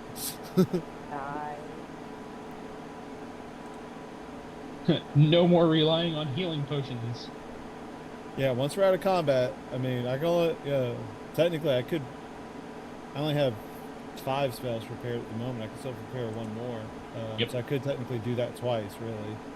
Hey, just as Remember, long as in 5th edition, you don't need to prepare a spell twice. You just need to prepare it once, and you can cast it as many times as you have the spell slots for it. So, okay, so if you look at my character sheet, the way I'm doing is I'm loading up spells, but if it's the red, it's prepared. So if I have it marked, it's prepared. That way I just have ones that I can switch out when I want to. But Yeah, I have them gotcha. separated down at the bottom, which ones that auto come prepared with my domain. Yep. So that way those are separated from the bottom, so those are always there. Yep. Gotcha.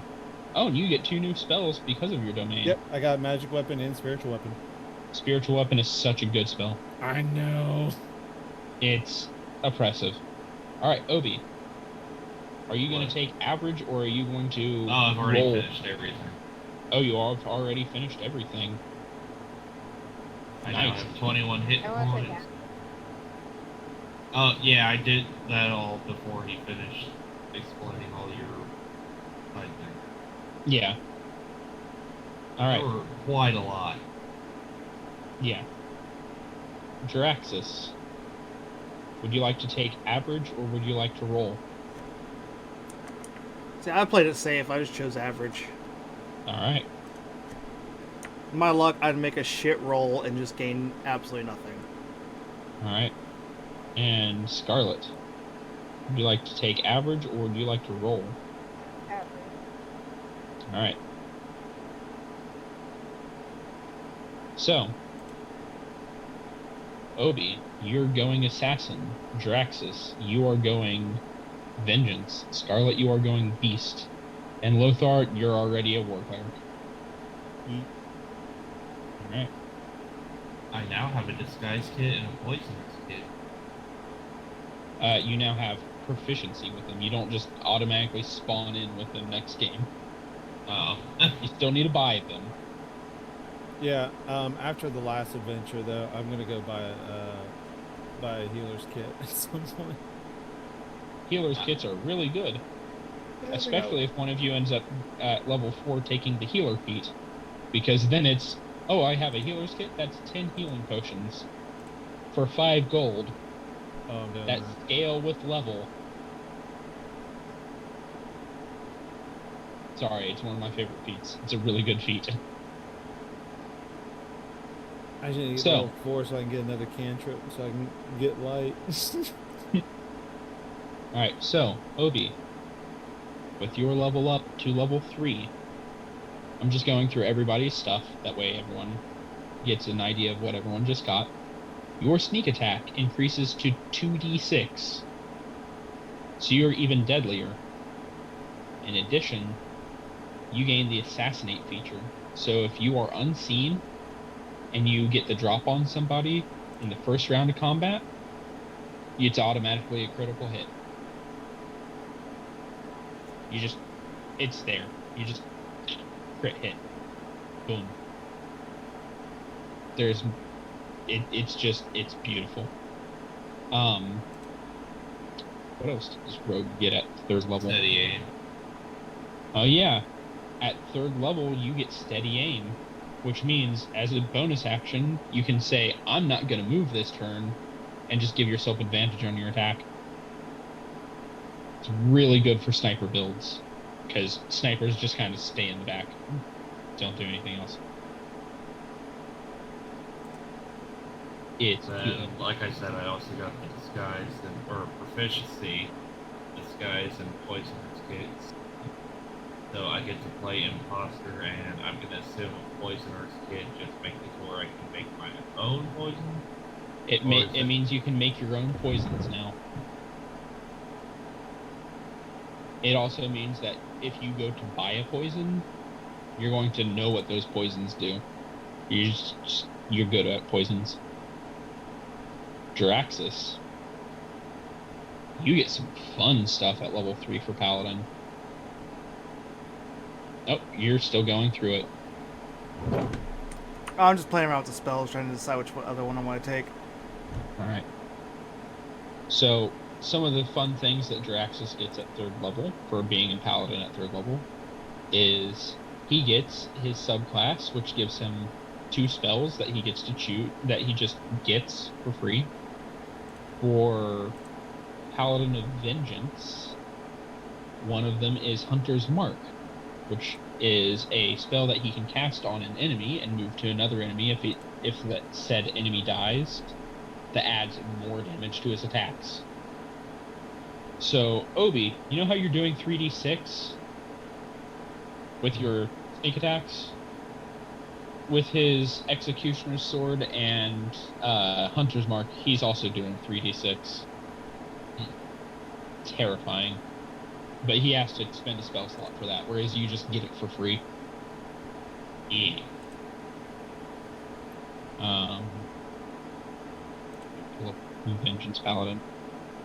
Vengeance Paladin. He also gets Bane, where he can curse enemies. He can look at 3 enemies and draw blood from himself or use blood of his enemies and cast a curse on them. Totally not evil, I swear. No. It's all done in good faith. 100% All good faith. done. He has Abjure Enemy, which is pretty much cleric's turn undead, but it doesn't work on undead. It's just he presents it to a creature within 60 feet and says, "Go the fuck away," and they have to save or go the fuck away.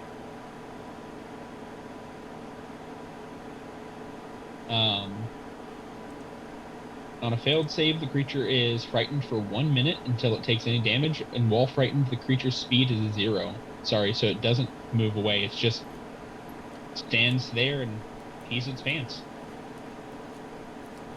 And then the big draw of the class, subclass for Paladins, Oath of Vengeance, he gets a Vow of Enmity.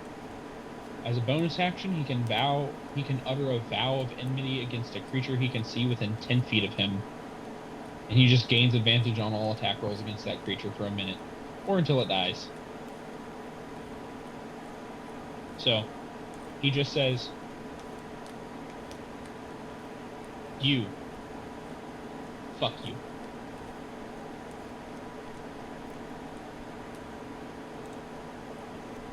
And it works.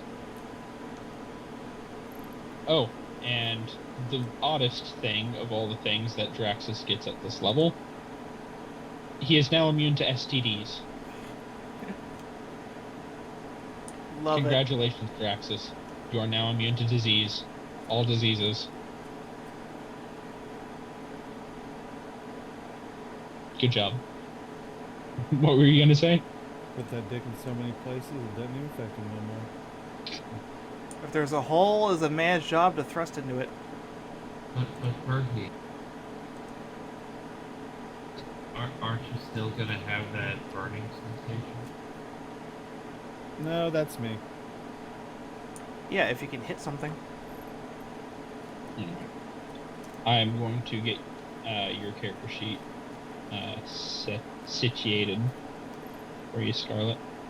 In addition, as I said before, at 3rd level, if there's anything that you do not like with your character sheet, such as, hey, I took these skills, but I really don't like them, can I get different skills? Or, hey, I think this would fit my background a little bit better. Or, hey, my stats aren't what I thought I would want them to be. Can I swap them around? Talk to me after the game, and we can sit down and work together to get you where you want to be, since you've had some time to play on your character and get a feel for how they work. The only thing I want to do is I'd gladly drop mending to have light as a cantrip. That's all I want. Yeah, you can do that real quick. Nice. Heck, you technically, as a spellcaster, you just actually, they made it where you have to do that at 4th level now. You do that anytime you'd get an ASI. You're allowed to swap out cantrips. Which is weird.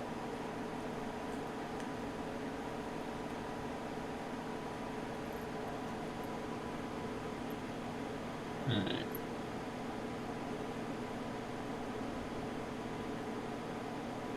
I am going to. Well, if you'd rather just keep with it, I'll wait until level 4 to do that then. No, it's fine. I'm just tired of being blind.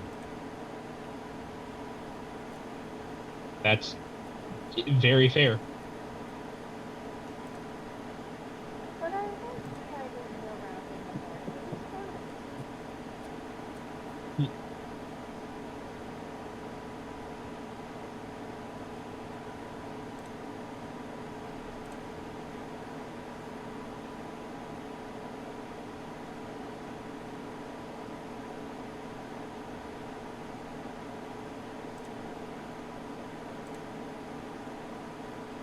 All right.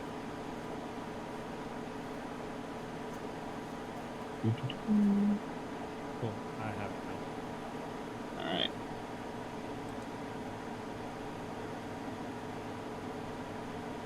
That's it. All right.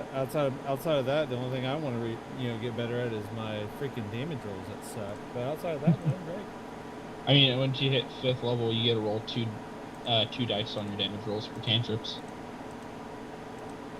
Nice. They get stronger. So hit point maxes for everybody. Scarlet is now at 32 hit points. Ooh. Jiraxis is at 31 hit points. Lothar is at 23 hit points, and Obi bringing up the rear is at 21 hit points. Now I felt all good about my 23. Swear though, I do have a lot of spells, but definitely not a lot of ability to use them very many times. Yeah, that's the sad thing about paladins. They are half casters, so they have to be very choosy when to cast their spells.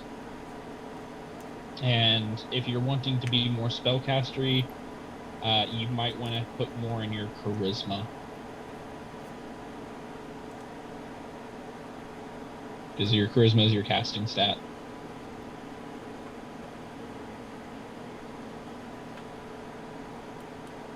No, I mean, it kind of fits. He's not really supposed to be a spellcaster, so... Takes the fighting style that allows you to cast spells.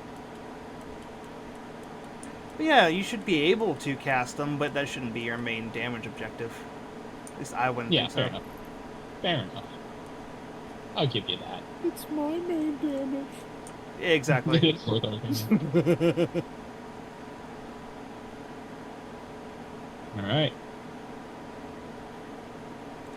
I mean, to be fair, Bane, one of your new spells, isn't a damage spell at all. It's a really good spell. It's not a damage spell. It's potent for sure. Oh, yeah.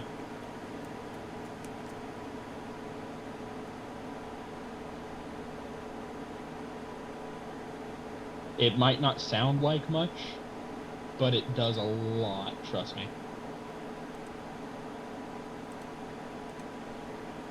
So when it asks to cast at what level, what does that mean? So, you only have 1st level slots. It's just effectively if you had like 3rd level slots and you want to be like, hey, I want to cast this 1st level spell at 3rd level, you can do that. Oh, it's just like up what damage it does or something? It'll up the damage or it'll give it a different ability. Got So, for example, it varies on the spell. Cure Wounds, if you cast Cure Wounds at 2nd level, you get another dice. Instead of it being 1d8, it's 2d8. Shield of Faith, if you cast it at a higher level, changes nothing. It does not have a higher level anything. You're just having to use a higher level spell slot to cast it.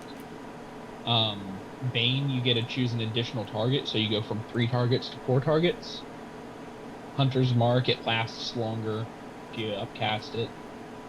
It depends on the spell, but pretty much damaging spells will get more damagey. Debuff spells will either debuff more or debuff harder.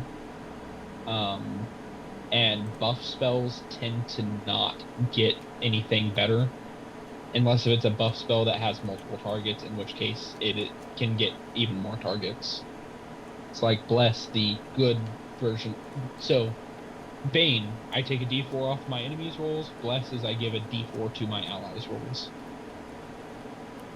if you upcast Bless, you'll get more allies underneath that cast.